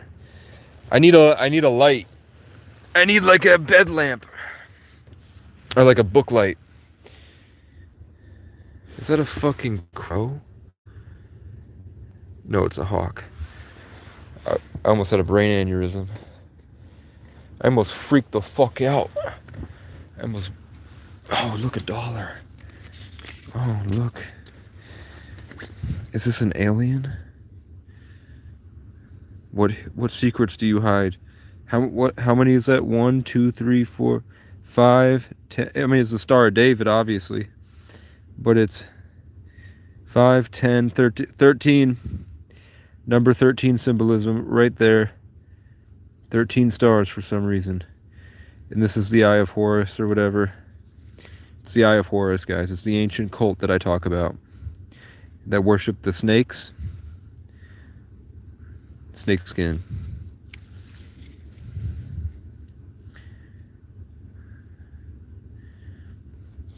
And it's just right there. It's always been there. How did you get your car, Casey? The kindness of others and God's perfect timing. Also, somebody told me they prayed for me to get a car yesterday. They said yesterday morning they prayed for me to get a car, and then I got a car like within a few hours of them praying for a car. I got a car. Well, what she said is that she's very religious, and she said she was driving and she had a thought that Casey needs a car.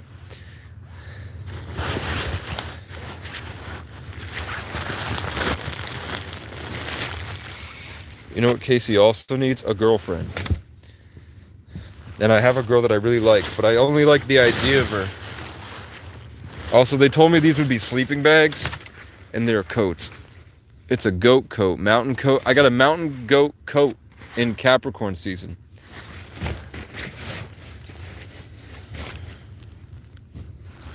Okay. Then we're going to undo the zipper on this.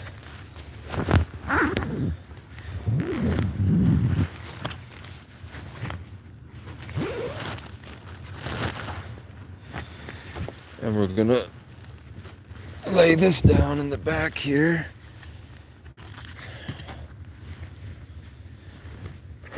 And then we're gonna lay this on top of that once I'm in there.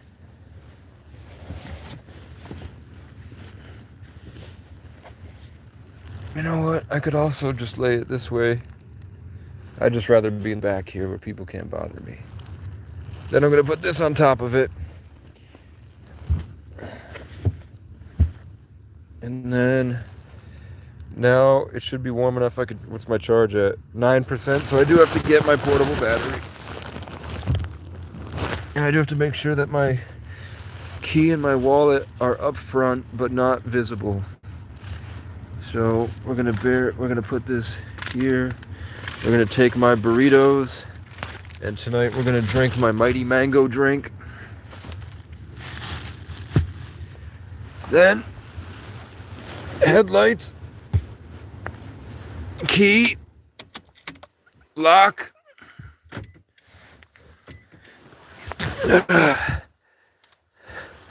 It can look a little messy, okay? We've all been there.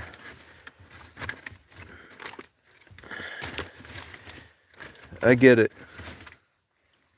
But soon I'll have a gym membership, testosterone in my body, and rest. I won't talk for 3 hours now, and things will be different. Let's put the key here tonight until I get a lanyard. I am armed if you try to come at me, bro. Okay. Let's take this off so I don't think it's like an edible or something. Motherfucker. A snack for later. A wee bit of a snack. Oh god, now I have to get down here and grab this. And my headphones. Oh god. there, and here. So I can watch Queso play video games. I love watching Queso play video games. It's spooky time! Spooky time, absolute cinema. And Queso goes to the bathroom a lot. And I know for a fact, but the kids don't know that he's doing cocaine in the bathroom. You heard me? We all know Queso does cocaine in the bathroom.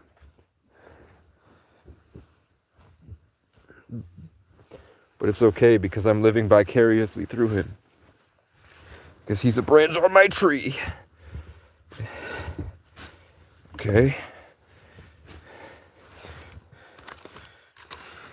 It's not about... You can't take the fight out of the dog. But you can crank your hog. Okay, in public.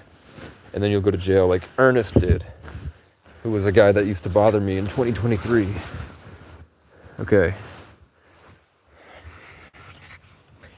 Alright, everybody. Thank you for watching. It's been another 3 hours by yours truly. I don't even know what I say. And I don't watch my videos back. So, you guys get more out of it than I do. I'm checked out in another realm. And I just kind of let myself speak. But look how far we've come. Now I have a notebook. I'm going to write my goals down. But first, I'm going to go to sleep. Thank you so much for watching. If you enjoyed the video, like, comment, subscribe. Subscribe. Oh my god. And then, share my content with your grandma to free her from the colonialist Jewish matrix. And with that, have a good night.